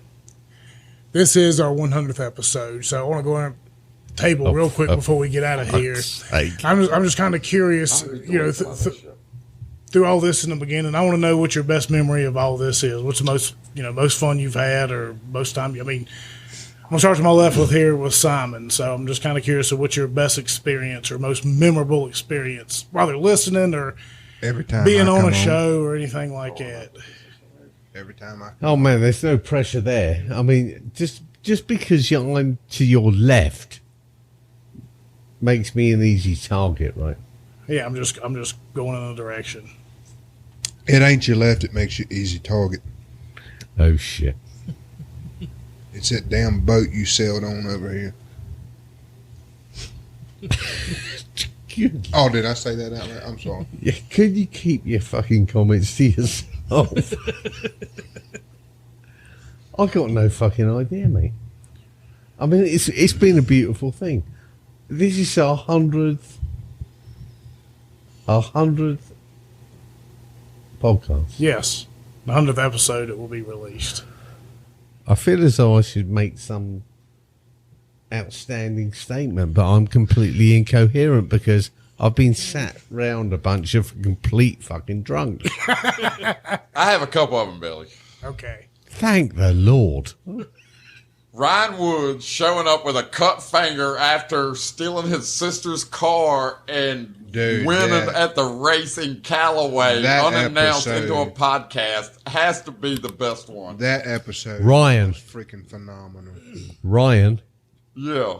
Yeah, that one caught me unawares because I was so fucked I up. thoroughly enjoyed the one we had with Brandon. He said, I'm sitting where the back glass that is was an supposed to eye-opener be that at. I didn't expect. And Billy Hurt. I really enjoyed talking to Billy because I figured out real clearly that Appalachia Oh, no, don't say That's that. a Insult. terrible, Is- dirty word. absolutely That's a a cuss word. desecration to anybody that was ever born in these mountains, and he did not lack words in saying so. Say Appalachia. And absolute best fiddle player in the world.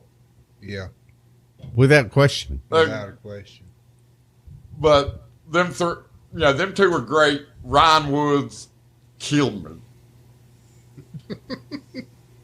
What about you? You got a specific episode of the ones you've been on that you? I mean, I'm just kind of curious what people's mindset is. I'm just.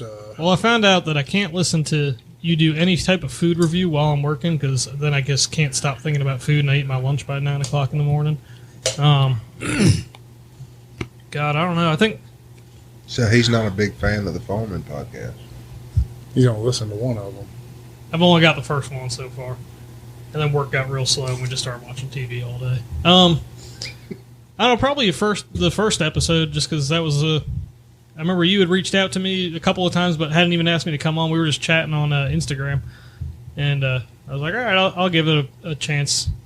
And I was like, so it was not bad. And I laughed my ass off the whole first episode when you had Gingerbread Man on talking about running away from the cops and shit like that. So yeah, man. I was like, absolutely. Allegedly Yeah. running away from the cops. I'm still, actually, let me come back. Philip Bain. Yeah. I think that changed the dynamic Those of were the fantastic podcast episodes listening. because it was so edgy. You know? I mean, it was... To me, I was sitting on the edge of the seat. Yeah. The Even while I Philip was Bain working. one, that one got me motivated. Well, that's the one that kind of put us on the map. I think so. Yeah. I mean, better or worse, I mean, that's the most downloaded show to date. I mean, in the first day, it became the most listened to show we've ever done. I think it was one of your first ones as an official. We all just brought things together. It was a perfect storm. That was a good time.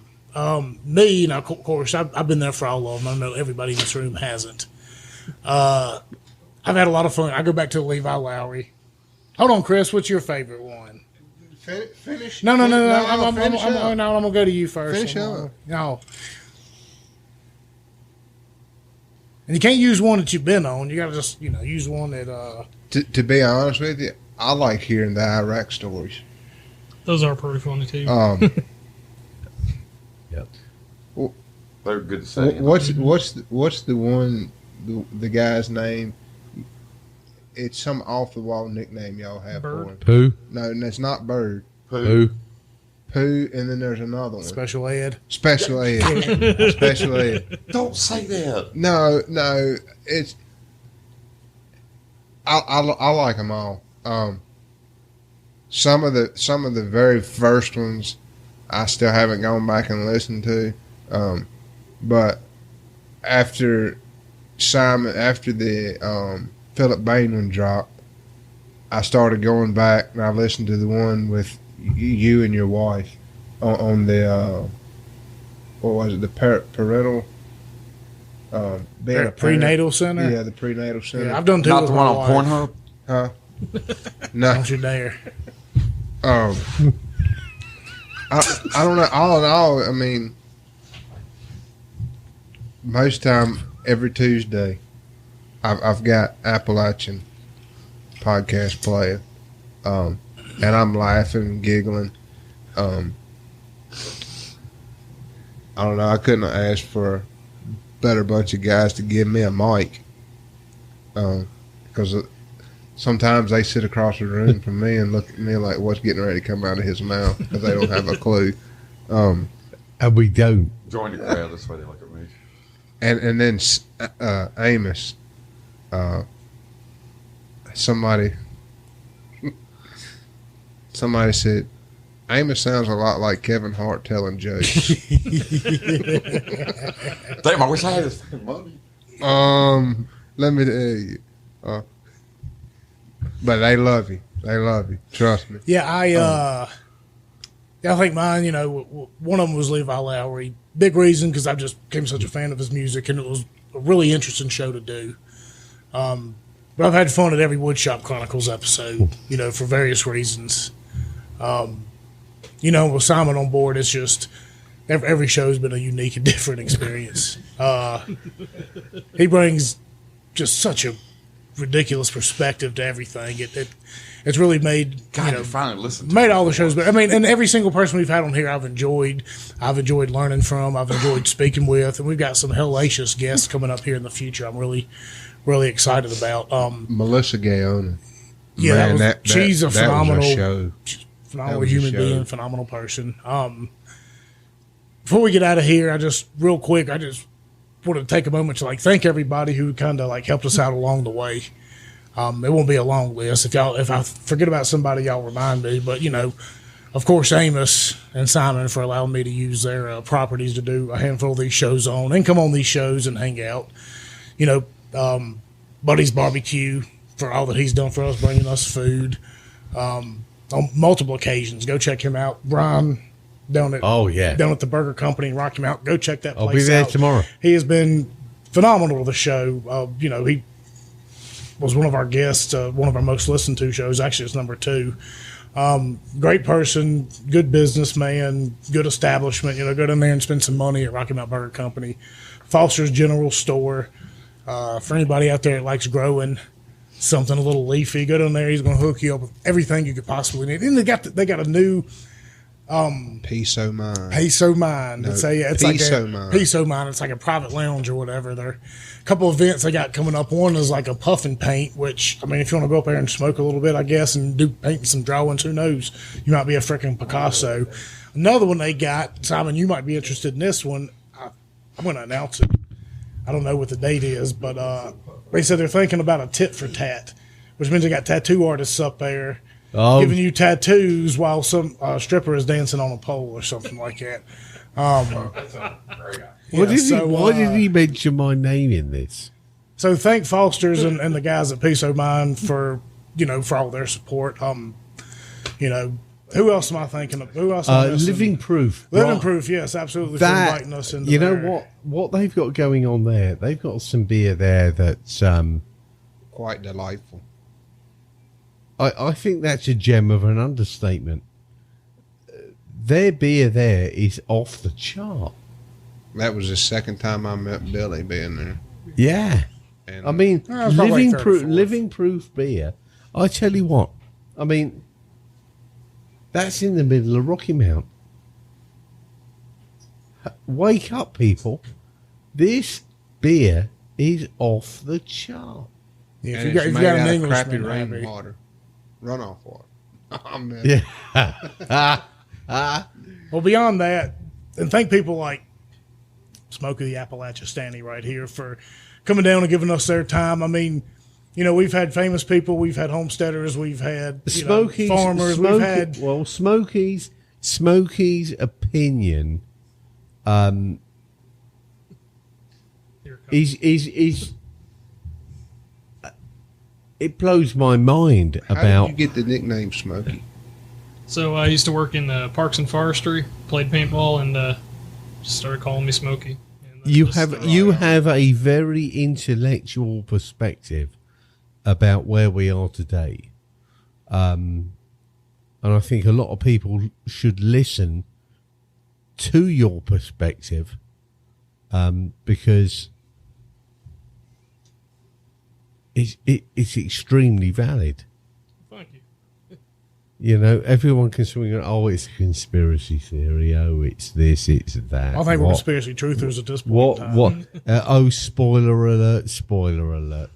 I think you have a perspective on the local politics and national politics that we should all listen to. Well, thank you. And they can find you on Instagram at what? What's your new one? Because you got nuked. Yeah, my old one got nuked. I think it's at Appalachistani, I believe, on Instagram. Let me try and look that up.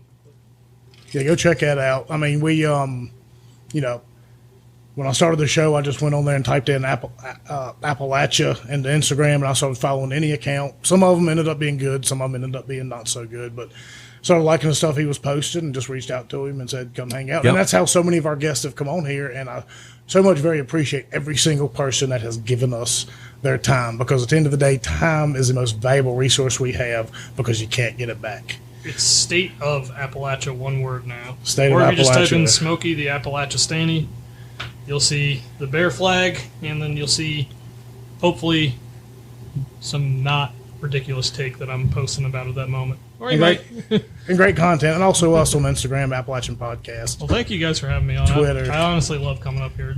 And thank your wife for putting up with this. She looks so thrilled at this point in time for... I got off of work early. She got off of work, and it was, here, eat this. We have to go.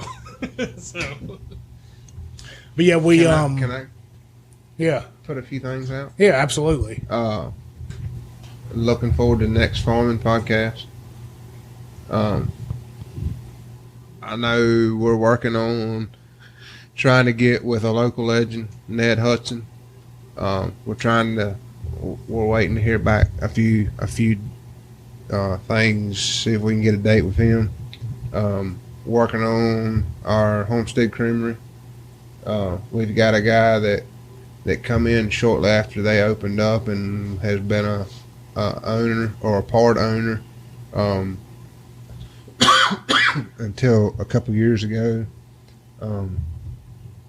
and not sure how this one's going to work out yet, but Simon has mentioned several times that one of his dreams for this podcast is to do a cooking show. We're going to work on this. And big one time. way or the other. And Foggy Ridge Cattle Company is going to supply the first meat for Simon to cook somehow or another. And it's going to be oxtail.